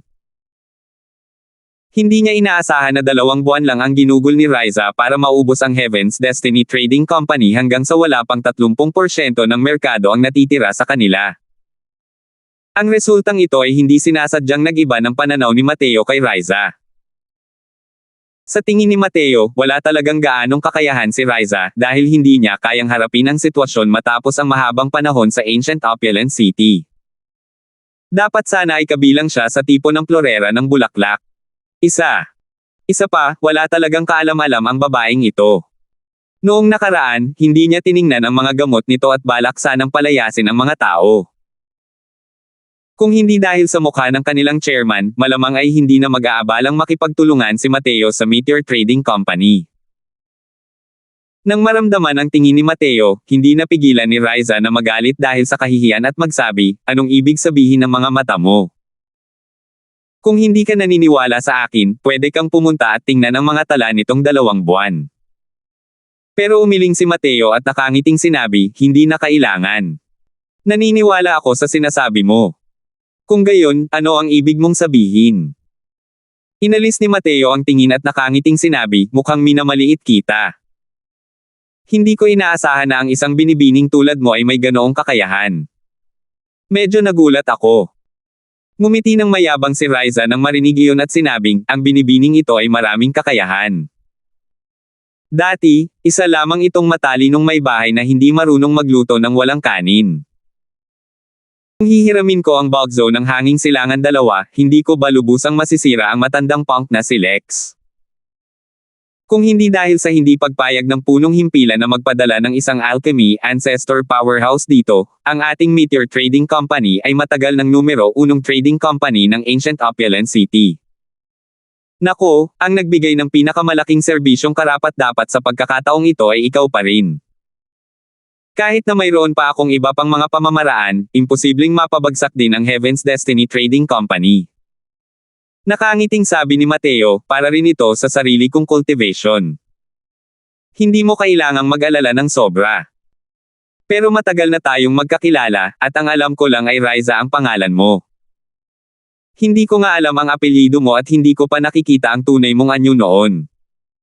Hindi ba't ang kooperasyon natin na ito ay isang pagkukulang sa realidad? Natigilan si Riza at hindi inaasahan na biglang magtatanong si Mateo ng ganoon. Nag-alangan pa rin siya ng kaunti, at itinago pa rin ang sarili niyang belo sa mukha. Ang tawag ko sa akin ay Riza Mayer. Ngayon, naaayon ba ito sa tunay na kahulugan ng termino? Sabi ni Riza Mayer nang bahagya na nakangiti. Nang makita ang kagandahan ni Riza Mayer na higit pa sa secular, hindi sinasadyang nagliwanag ang mga mata ni Mateo habang pinupuri siya, napakaganda ng hitsura ni Miss Riza. Hindi ba't doble ang resulta kung magnegosyo ka lang ng kalahati ng iyong pagsisikap? Pero bakit mo tinatakpan ang iyong mukha ng belo? Kailangang kilalanin na si Riza Mayer ay talagang ganoong klase ng kagandahan na mahirap makamit. Sa pananaw ni Mateo, kahit papaano ay kapantay ito ni Sofia. Pero nanlamig ang mukha ni Riza Mayer, at ibinalik niya ang belo sa mukha at sinabi ng may malamig na pagsinghot, alam ko naman na ganito kayong mga mabahong lalaki. Humph! Ako, si Riza Mayer, ay gumagawa ng mga bagay-bagay batay sa sarili kong kakayahan. Paano ko maipagmamalaki ang aking hitsura? Pagkatapos magsalita, tumalikod si Riza Mayer at umalis. Tumingin si Mateo sa papalayong likuran ni Riza Mayer at hindi niya napigil ang maging medyo malungkot habang sinasabi, Riza Mayer ha? Iniisip ko kung ano ang relasyon niya kay Jeremy Mayer. Parang magkamukha ang noo na ito. Sa Fragrant Medicine Pavilion, sa loob ng isang nakatagong silid, yumuko si Lex Liger kay Mateo at sinabing, isang henyong alchemist tulad ni Master Crosswell, dapat ay matagal nang dumating ang Liger na ito para magbigay pugay. Ngunit napakaraming bagay na dapat asikasuhin, at patuloy akong nagiging abala para makaalis. Isang kasalanan, isang kasalanan. Nakangiting sabi ni Mateo, napakabait ni Chairman Liger. Ang inyong Heaven's Destiny Trading Company ay may alchemy saint na nagbabantay sa kuta. Paano mo ako napapansin, itong junior na ito? Nagmamadaling sinabi ni Lex, huwag kang maglakas loob, huwag kang maglakas loob. Nasaktan ni Sherlan si Master Crosswell. Sarili niyang ideya iyon. Napakakitid ng isip ng taong ito at naiinggit sa mga mas mahusay at mas may kakayahan kaysa sa kanya. Mababa lang talaga ang katayuan ng Liger na ito. Maraming beses ko nang hinimok, pero ayaw niyang tumigil. Hay! Mabuti na lang at nagdala siya ng problema sa sarili niya at tinawag na siya pabalik ng sangay ng Crimson Afterglow ng Heaven's Destiny Trading Company. Noon lang nagkaroon ng pagkakataon ng Liger na ito na humingi ng tawad kay Master Crosswell para sa kanya. Nang marinig ito ni Mateo, nagulat siyang nagsalita, inilipat ba si Sherlan? Tumango si Lex at sinabing, oo. Mataas ang pagtingin ng ating Heaven's Destiny Trading Company sa mga batang henyong alchemist. Ngunit natalo ni Sherlan si Master Crosswell sa pamamagitan ng pagsasamantala sa kanyang katayuan. Matapos malaman ng sangay ang insidenteng ito, labis silang nagalit. Hindi lamang nila siya tinawagan pabalik, pinagmulta pa nila siya ng 10 taong sweldo. Bahagyang nanliit ang mga mata ni Mateo. Hindi niya inaasahan na ganito pala kalala ang kinahinatnan ni Sherlan. Ang daming kalokohan ni Lex Liger, paano niya hindi malalaman? Ibinunyag lang ng mga tao ang sinseridad ng kanilang paghingi ng tawad. Hindi ito kayang ibunyag ni Mateo. 768. Tuso at tuso itong si Lex, ibinibitawan ang lahat ng sisi kay Sherlan, at naghubad ng sarili. Pero naisip ni Mateo na ang kaso ng pagpaparusa kay Sherlan ay malamang na totoo. Sinusuportahan siya ng Meteor Trading Company mula sa likuran. Kailangan lang niyang magtanong ng kaunti tungkol sa ganitong bagay, at malalaman niya kung ito ay tunay o isang peking kwento. Mukhang plano ng Heaven's Destiny Trading Company na makipagkasundo sa kanya. Pero ang negosyo ay parang isang larangan ng digmaan. Hindi bibigyan ni Mateo ang kabilang panig ng pagkakataong maaaring samantalahin para sa kanilang kalamangan dahil lang sa sumuko ang kabilang panig. Kahit pahanda si Mateo, maaaring ipagpalagay na tiyak na hindi rin papayag si Riza Mayer. Tumigil ka na sa pagkukwento. Pag-usapan mo na ang balak mo sa pagunta, malamig na sabi ni Mateo.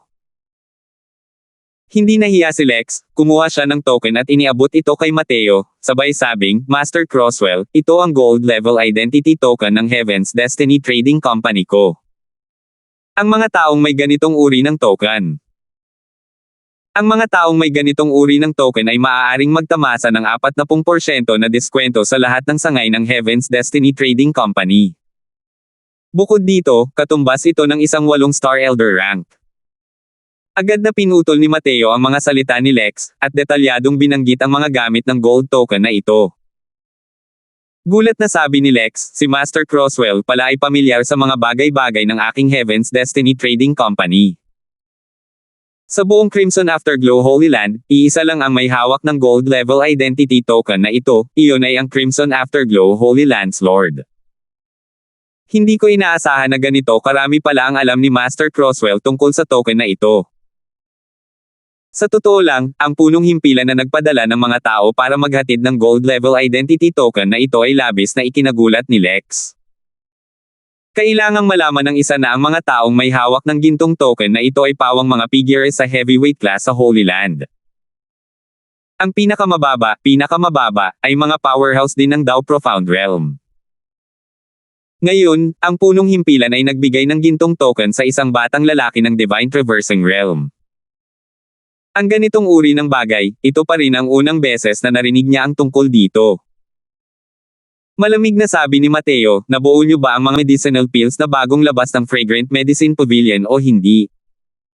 Kumabog ng malakas ang puso ni Lex nang marinig niya iyon. Hindi niya inakalang magtatanong pala si Mateo ng ganoon. Sa totoo lang, hindi niya alam kung paano ito sasabihin kahit sandali. Unang beses pa lang ni Lex na nagkita sila ni Mateo. Kahit alam niyang napakalakas ng alchemy path strength ni Mateo, hindi niya inakalang ganoon pala siya katalino. Isang gintong token lang ang kinuha niya, at nahulaan na nga ni Mateo ang tungkol sa pag-deconstruct ng mga medicinal pills. Gaano kabilis ang reaksyon na kailangan nito? Nang makitang nahihilo at hindi makapagsalita si Lex, nagpatuloy si Mateo, mukhang nabigo ang mga alchemist ng headquarters ninyo sa deconstruction. Kung hindi ninyo ito matatanggal. Talagang taos-puso ang gintong token na ito. Pero plano mo bang gamitin ang isang gintong token para buwagin ang pakikipagtulungan ko sa Meteor Trading Company? Sa pagkakataong ito, bumalik din sa kanyang katinoan si Lex. Umiling siya at sinabing, walang ganitong intensyon ang Liger na ito. Hindi lang ang mga tungkuling sinabi ni Master Crosswell ang mayroon ng gintong token na ito. Mayroon pa rin itong 30% performance shares ng aking Ancient Opulent City Heaven's Destiny Trading Company. At isa lang ang aming kahilingan, na sana ay maibigay din ni Master Crosswell ang ganitong uri ng medicinal pill sa aming Heaven's Destiny Trading Company. Hayaan ninyo kaming ibenta ng Meteor Trading Company ang ilang uri ng pills ng sabay-sabay. Isang gintong token nagdadagdag ng 30% performance shares para lang ipagpalit sa mga karapatan sa pagbebenta ng ilang uri ng medicinal pills. Ang kasunduang ito ay masasabing may tiyak na kita at walang pagkalugi. Para kay Mateo, 100% taos puso iyon. Alam na alam ito ni Mateo. Ngunit matapos niya itong pag-isipan ng kaunti, ibinalik niya ang gintong token kay Lex at sinabing, paumanhin, hindi ako makakapayag sa iyo. Hindi napigilan ni Lex ang panghihina ng loob habang sinasabi, ito. Hindi pa rin ba sapat ang katapatan ng ating Heaven's Destiny Trading Company? Nakangiting sabi ni Mateo, tama na ang katapatan. Pero ako, si Mateo, ay hindi kayong mga mangangalakal. May mga prinsipyo ako. Dahil pumayag na akong makipagtulungan sa Meteor Trading Company, gaano man kataas ang presyo ninyo, wala ring silbi. Umalis si Lex, ngunit naiwan ang gintong token. Ang gintong token na ito ay isang misyong sinumpaan ng kamatayan na inisyo ng nasa itaas, na nagsasabing siguradong ibibigay niya ito kay Mateo. Kung hindi tatanggapin ni Mateo, makakalimutan na niya ang pagiging chairman na ito. Sa wakas, tinanggap pa rin ni Mateo ang gintong token. Wala siyang pakialam kung manamantala siya ng kaunti. Basta't hindi ito labag sa kanyang mga prinsipyo, ayos lang. Alam ni Mateo na ang mga mapagkukunang kakailanganin niya para sa cultivation sa hinaharap ay magiging napakalaki. Bukod dito, ang presyo ay lalong magiging mahal. Sa ngayon, ang Fragrant Medicine Pavilion na ito ay hindi kayang suportahan ang kanyang cultivation ng masyadong matagal. Hintayin mong tumaas ng tumaas ang kanyang cultivation realm, ang mga earth essence crystals na kinita ng Fragrant Medicine Pavilion ay hindi makakasapat sa gastusin. Ang paggamit ng gold token na ito ay maaaring magkaroon ng 40% na diskwento kapag bumibili ng mga bagay. Tanging hanggal lang ang tatanggi. Pagkaalis ni Lex, tinanong ni Riza Mayer si Mateo kung bakit siya pumunta rito. Ngunit ngumiti si Mateo at hindi nagsalita, agad na umalis, na ikinagalit ni Riza Mayer hanggang sa natapakan nito ang kanyang paa sa likod. Pagkalipas ng 2 araw, lumabas si Tobian sa pag-iisa. Hindi lamang siya nakabawi sa kanyang tugatog na kalagayan, nakamit pa niya ang isang tagumpay sa larangan ng paglilinang, na nakarating sa 3 antas ng kaliwanagan sa langit ng sabay-sabay. Siyempre, ito ay ang pag-uudyok ni Mateo kay Riza Mayer na magdala ng ilang tier 7 medicinal pills. Sa ganoong paraan ay nabawi ni Tobian ang kanyang lakas sa napakaikling panahon at nakakuha ng isang tagumpay. Napakahalaga ng mga gamot na ito. Napakahirap din makuha ni Tobian ang mga ito. Pero casual lang na nagtanong si Mateo at nakuha niya ito. Sa ngayon, sinunod ni Riza Mayer ang bawat salita ni Mateo. Hindi rin malaking bagay para sa Meteor Trading Company ang ilang tier 7 medicinal pills. Pero dahil sa bagay na ito, mas lalong pinaghihinalaan ni Mateo na hindi simple ang pagkakakilanlan nitong si Riza Mayer. Dahil sa mga gamot na gusto niya, malamang na hindi ito ganoon kadaling makuha kahit para sa mga 6 na star manager. Binabati kita Brother Jun sa tagumpay. Nakangiting sabi ni Mateo. Dati, pinoprotektahan ni Tobian ang kaligtasan ni Mateo habang nasa daan na parang isang bodyguard, at muntik na siyang mawala ng buhay. Dahil dito, medyo humingi ng tawad si Mateo. Ano man ang mangyari, dapat itong pasalamatan. Kaya naman, nang makitang may tagumpay si Tobian, labis din na natuwa si Mateo. Haha, hindi lahat ng ito ay dahil pa rin sa mga gamot na natanggap mo. Malinaw na tuwang-tuwa rin si Tobian, sabay tawa. Sa loob ng ilang taon, napabayan niya ang cultivation. Ang pag-unlad ng kanyang cultivation realm ay palaging napakabagal. Ngayon, nang makaharap niya si Mateo, hindi lamang niya pinagaling ang kanyang asawa, nakamit pa niya ang mga tagumpay sa parehong konsepto at larangan ng paglilinang. Paano siyang hindi magiging masaya? Sok, ako ang bumili ng mga gamot. Ano ang ipinagpapasalamat mo sa kanya? Malungkot na tanong ni Riza Mayer. Simula noon, kahit hindi suwayan ni Riza Mayer ang mga salita ni Mateo, nagustuhan na niya ang makipagtalo kay Mateo. Hindi pa niya nabigyan ng magandang pakikitungo si Mateo noon. Napakabuti ni Tobian at natatawang sinabi, "Huho, natural lang na dapat pasalamatan si Miss Riza." Parang ganoon na nga. Inilahad ni Riza Mayer ang kanyang eleganteng kamay kay Mateo at sinabing, "Ang mga gamot na ipinangako mo sa akin." Bahagyang ngumiti si Mateo. Iniabot ang kanyang kamay at pinitik ito, ilang daang bote ng gamot ang lumitaw sa harap ni Riza Mayer. Sa bawat bote ng gamot ay nakasaad ang pangalan ng medicinal pill. Nakakagulat na lahat sila ay tier 6 na medicinal pills. Mag-check ka, sabi ni Mateo. Isang kislap ng pagkabigla ang sumilay sa mga mata ni Riza Mayer, ngunit sinabi niya ng pabigla-bigla, hindi na kailangan. Pagkasabi niya nito, agad niyang itinago ang mga gamot na ito. Sa oras na ito, isang malakas na boses ang narinig mula sa labas ng pinto, "Mateo, nasaan ka? Dali, labasin mo ako." Kumuntang noo ni Mateo at sinabing, "Wayne. Bakit siya nandito?" Biglang bumukas ang bibig ni Riza Mayer at sinabing, "Nakalimutan kong sabihin sa inyo. Hindi muna babalik si City Lord Ying sa ngayon. Nagtalaga na ang mga nakatataas ng bagong acting City Lord. Ang pangalan niya ay Wayne. 769. Ang mga salita ni Riza Mayer ay nagpatigil kina Mateo at Tobian. Hindi na hinintay pa ang kanilang reaksyon, mabilis na pumasok si Wayne. "Mateo, naparito ang Panginoon ng lungsod upang bigyan ka ng kanyang dakilang presensya, at talagang nang-ahas kang hindi lumabas at salubungin ka." Mayabang na sabi ni Wayne. Sabi ni Mateo nang may pagkairite sa mukha, "Malinaw na ikaw ang pilit na pumasok sa sarili mo. May dahilan pa ba?" Malamig na sabi ni Tobian, "Mateo, gusto mo ba siyang paksain o hindi?" Namula ang ekspresyon ni Wayne at biglang natuklasan na nakarating na pala si Tobian sa third level Heaven Enlightenment, at naabutan na niya ito sa cultivation realm. Pero kung pag-uusapan ang pag-unawa sa mga konsepto, hindi niya maabyutin si Tobian kahit sa pamamagitan ng paghampas sa kabayo nito. Ang kagustuhan ni Tobian na paalisin siya sa pinto ay malamang na isang simpleng bagay lamang. "Hoy, binabalaan ko kayo. Ako ang City Lord ng Ancient Opulent City sa ngayon. Kung kayo mismo ang maglalakas loob na hawakan ako, panagutan ninyo ang kahihinatnan." Sa pagkakataong ito, si Wayne naman ang nagitim ang mukha. Ikinumpas ni Mateo ang kanyang kamay at naiinip na sinabi, "Sige, itigil mo na ang pagpapasikat sa kapangyarihan at estihiyo ng iyong City Lord. Ikaw ang City Lord, ako ang mamamahala sa aking Fragrant Medicine Pavilion. Manatili tayo sa sarili nating mga daanan at asikasuhin ang ating mga gawain. Magsalita ka, ano ang dahilan kung bakit ninyo ako hinanap?" Nagalit si Wayne nang marinig niya iyon. "Hey, ang yabang naman. Bukas ang tindahan mo sa teritoryo ko. Para maglakas loob kang magkaroon ng ganyang ugali sa akin. Naniniwala ka ba na tuluyan kitang ipasara o hindi?" Hanggang dito na lang ang usapan, tila mas natuwa pa si Wayne sa kanyang sarili habang nag-iisip at sinabing, "Napagdesisyonan na.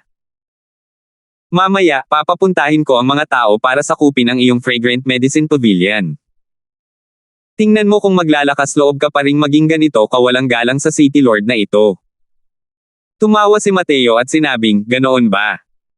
Kamakailan lang, may ibang taong nakahanap sa akin.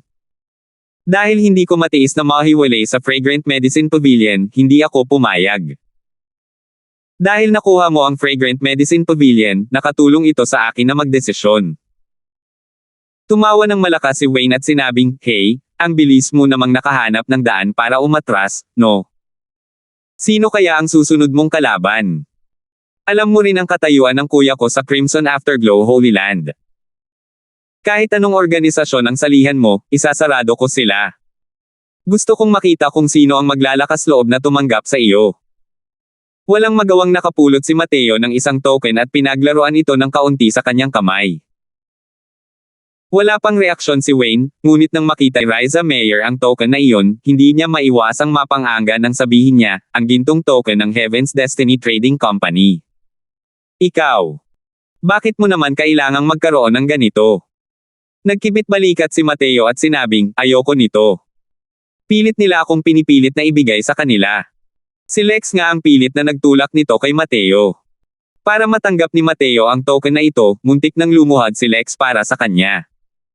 Malaki rin ang ipinagbago ng ekspresyon ni Wayne nang sabihin niya, Ito ang gintong token ng Heaven's Destiny Trading Company. Hindi ba't sinasabi na sa buong Crimson Afterglow Holy Land, tanging ang banal na Panginoon lamang ang may ganitong bagay?" Medyo nagulat na sumulyap si Mateo kay Wayne at sinabing, "Mukhang minamaliit kita. Hindi ko akalain na alam mo pala talaga ang tungkol sa gold token." Pangit ang ekspresyon ni Wayne habang sinasabi niya, "Narinig ko ang banggitin ito ng kuya ko dati noong pumunta ako sa sangay ng Crimson Afterglow ng Heaven's Destiny Trading Company para bumili ng mga gamit." Naliwanagan si Mateo nang sabihin niya, Ganoon pala. Tama, hindi ba't gusto mong selyuhan ang Fragrant Medicine Pavilion ko? Selyuhan mo agad. Ano pa ang hinihintay mo? Haha, kanina lang nagbibiro lang ako, nagbibiro, nakababatang Kuya Croswell, hindi mo naman sineseryoso. Ah, nagbibiro lang pala ako, muntik ko nang makalimutan na pupunta pala ako ngayon para sa maayos na gawain. Biglang may naisip si Wayne at dali-daling binago ang usapan. Anong klaseng biro ito? Ang gintong token na ito, tanging isang banal na Panginoon lamang ang magkakaroon nito sa buong banal na lupain. Kung gayon, ang ibig sabihin ng pagkakaroon nito ay naiintindihan na ng hindi sinasabi. Pagsasara ng Fragrant Medicine Pavilion. Ang Heaven's Destiny Trading Company ay isang Rank 1 Holy Land. Mas makapangyarihan kaysa sa Crimson Afterglow Holy Land, ang ganitong uri ng Rank 9 Holy Land.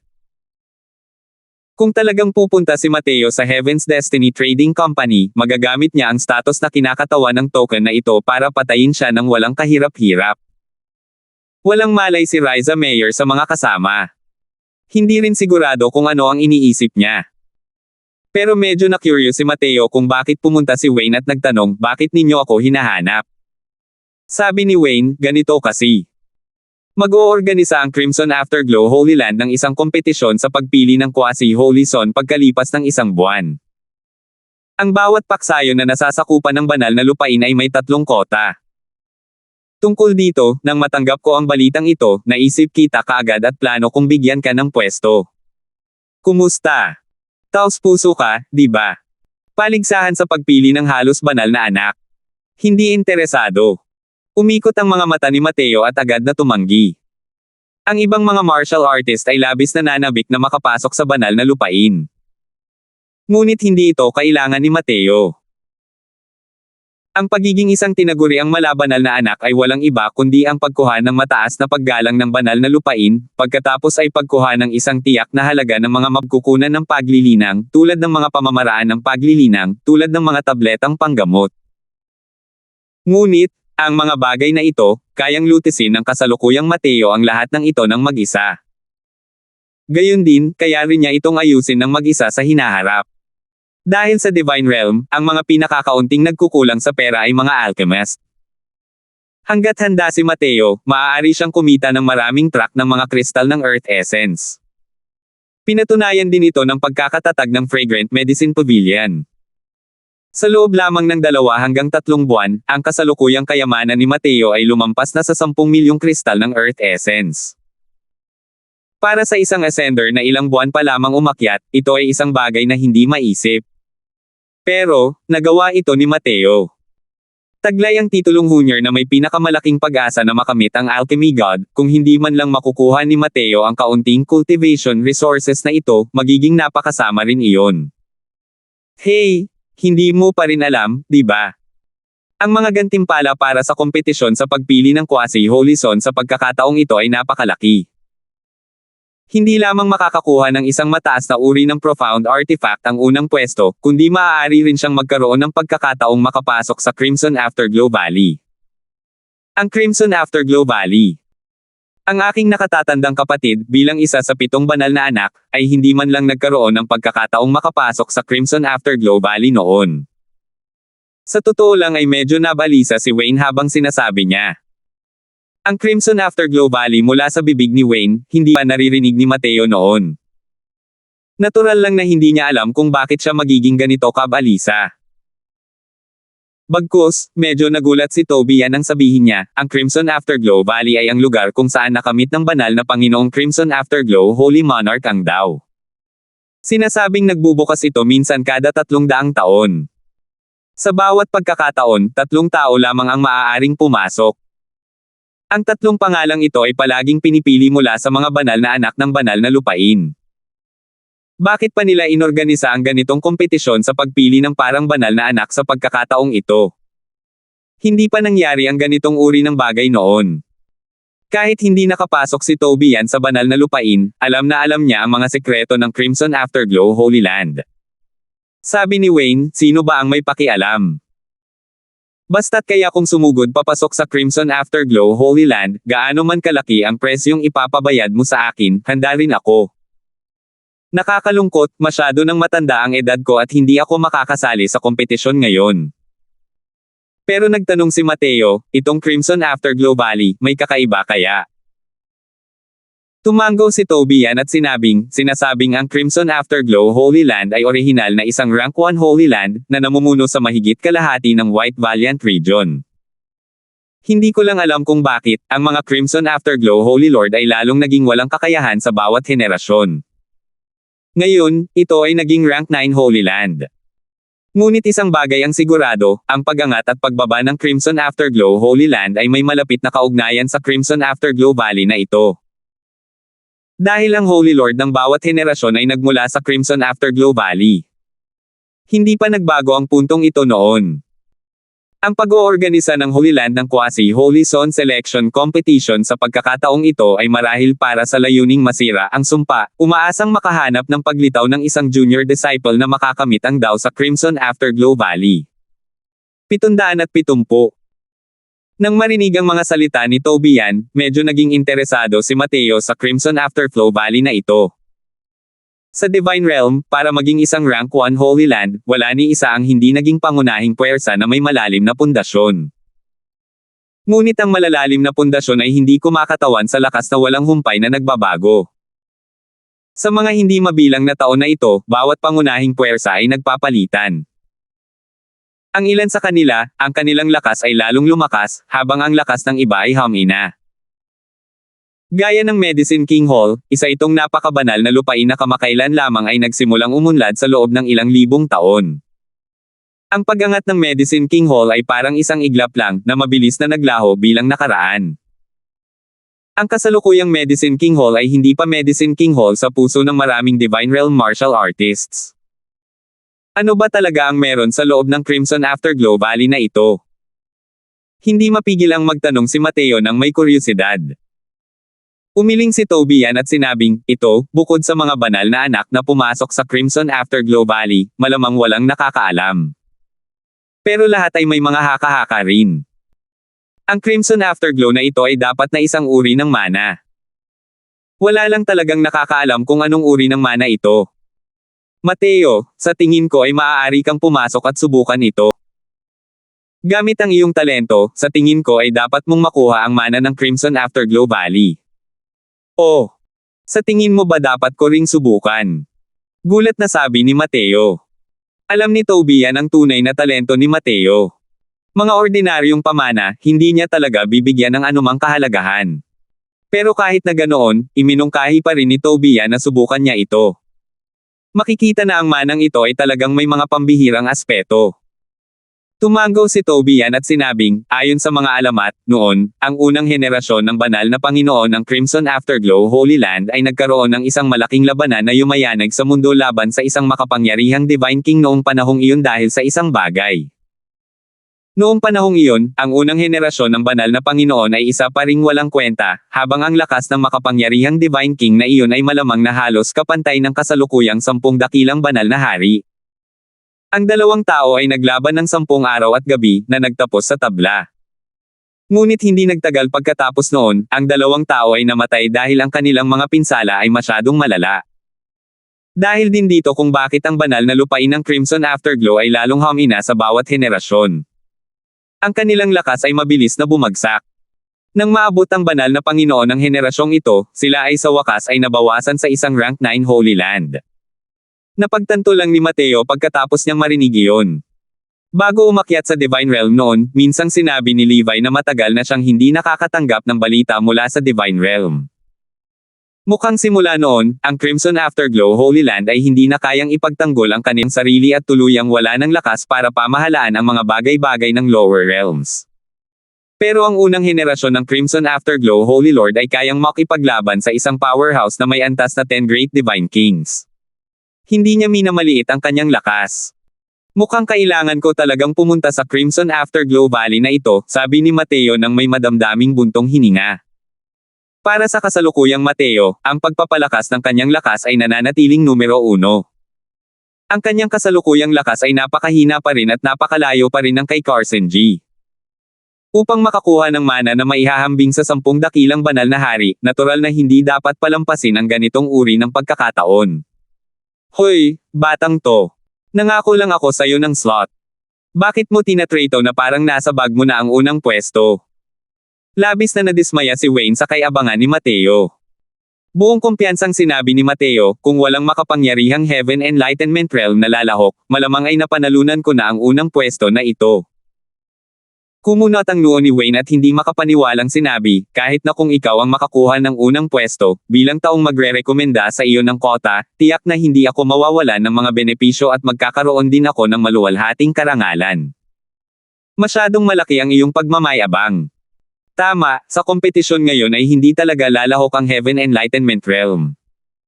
Ang edad ay limitado rin sa wala pang 40 taong gulang. Pero ikaw, isang batang lalaki ng Divine Traversing Realm, sinabi mo ito na parang tatawid ka sa Boundless Realms. Masyado rin itong walang kahihiyan. Ngumiti si Mateo at hindi nagpaliwanag ng kahit ano. Sa halip, si Tobian ang tumawa at sinabing, hindi nagyayabang si Mateo. Siya ang may ganitong kapital. Ang mga salita ni Tobian ay nagpatigil kina Tobian at Riza Mayer. Maaari kayang mayroon pa ring kakaibang mga nagawa ang batang ito sa martial path. Ngunit hindi ito pinaniwalaan ni Wayne, at sinabi niya, nako, alam kong mayroon kang kakayahan at hindi rin maliit ang iyong mga kakayahan. Kaya nga ako sumugal na masaktan ng isang malaking aristokratang pamilya at binigyan ka ng kota. Itinuturing din itong kabayaran mo para sa sinaunang gruya. Ngunit sa huli, isa ka lamang alchemist. Kung pag-uusapan ang pagtalo sa nakababatang henerasyon sa martial arts, hindi rin ako maniniwala kahit nabugbugin mo pa ako hanggang mamatay. Kung si Mateo ay nasa Boundless Realm ngayon, malamang ay maniniwala talaga si Wayne. Tutal, ang mga paraan ni Mateo ay naranasan na niya noon. Hindi isinasaalang-alang ang ibang mga bagay, ang kanyang mga nakamit sa banal na kaluluwa ay higit pa sa kayang tiisin ng mga ordinaryong martial artist.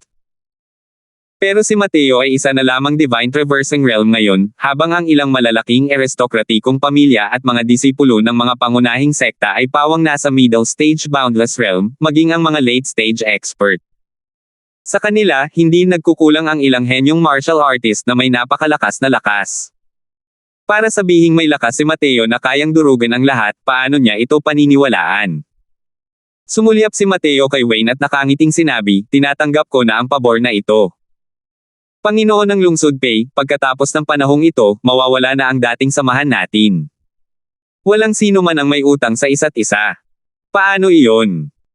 Natuklasan ni Mateo na kahit na may medyo masamang ugali si Wayne na ito, na parang nasa numero 1 sa ilalim ng langit ang ugali, nang makilala ko siya ng husto, hindi rin naman siya ganoon kasuklam-suklam. Mabuti na lang at ang pangako niya sa sinaunang kuweba, talagang nakamit niya ito ngayon. Alam ni Mateo na 3 lang ang mga ganitong kota. Tiyak na aagawin ito ng bawat pangunahing aristokratang pamilya. Pero nag-iwan si Wayne ng isa para sa kanya. Tiyak na makakasakit ito ng damdamin ng mga tao. Pero para makaganti sa kanya, ginawa niya ito ng walang anumang pag-aalinlangan. Bagamat may malakas na taga-suporta si Wayne, na namamahala sa napakalaking lungsod, hindi naman talaga siya maaaring maging kasing ingat ng gusto niya sa lahat ng bagay. Sa kabaligtaran, si Wayne ay talagang napakatalino at napakahusay din sa pamamahala ng isang lungsod. Kung hindi, sa sandaling pumasok si Tudor sa Clear Reed City noon, malamang ay hindi niya agad malalaman. Tumango si Wayne at sinabing, sige, deal. Pero itong kota na ito, tinulungan kitang makuha ito, pero yung mga nasa likod, ikaw lang ang makakagawa niya ng mag-isa. Kahit na nagyabang ka ng husto, hindi pa rin ako naniniwala. Kailangan mong gawin ang makakaya mo. Kahit matalo ka, huwag kang masyadong matalo ng labis. Kung hindi, mawawala ng liwanag ang mukha ko. 1. 2 lungsod ang pinamamahalaan ni Wayne ngayon, na nangangahulugang mayroon din siyang 6 na kota. Ngunit ang lakas ng Clear Reed City at Ancient Opulent City ay kabilang sa mga pamantayan ng mababang uri sa mga nasasakupang puwersa ng Crimson Afterglow Holy Land. Kahit pa magagawa ng pera ang mga pangunahing aristokratang pamilya ng 2 lungsod hanggang sa Damugo ang kanilang mga anit para makuha ang mga kota, malamang ay hindi rin sila makakalakad ng malayo sa huli. Alam na alam ni Wayne ang puntong ito. Ang pagsasabi niya nito ay parang pagpupuri lang sa sarili niya. Nakangiting sabi ni Mateo, Panginoon ng Lungsod Pay, makakaasa ka, sa oras na iyon, ang iyong mukha ay magsisindi ng maningning na liwanag sa lahat ng direksyon. 2. Masiglang nagkukwentuhan ang iilang tao nang biglang may narinig na ingay sa labas ng pintuan ng Fragrant Medicine Pavilion. Mateo, tumakbo ka palabas para hanapin itong batang Panginoon. Ang duwag mong pagong, takot ka ba? Kung may lakas ng loob ka, lumabas ka at makipaglaban ng isa-isa. Panoorin mong bugbugin ka ng batang Panginoon na ito hanggang sa maihi ka. Gusto kong makita ng City Lord kung sino ang karapat-dapat na sumali sa kompetisyon sa pagpili ng Quasi Holy Son. Sa labas ng pinto, galit na sigaw ng isang binata. Kumunat ang noo ni Wayne at malungkot niyang sinabi, punk na hindi nakakaalam ng kalawakan ng langit at lupa. Ang maglakas loob na tumanggi na tanggapin ang desisyon ng City Lord na ito. Nagkataon lang, kakaupo lang ng City Lord na ito sa pwesto. Gagawin kong halimbawa ang punk na ito ng Gu family. Salamat po at sinamahan ninyo ako, ingat lagi mga master.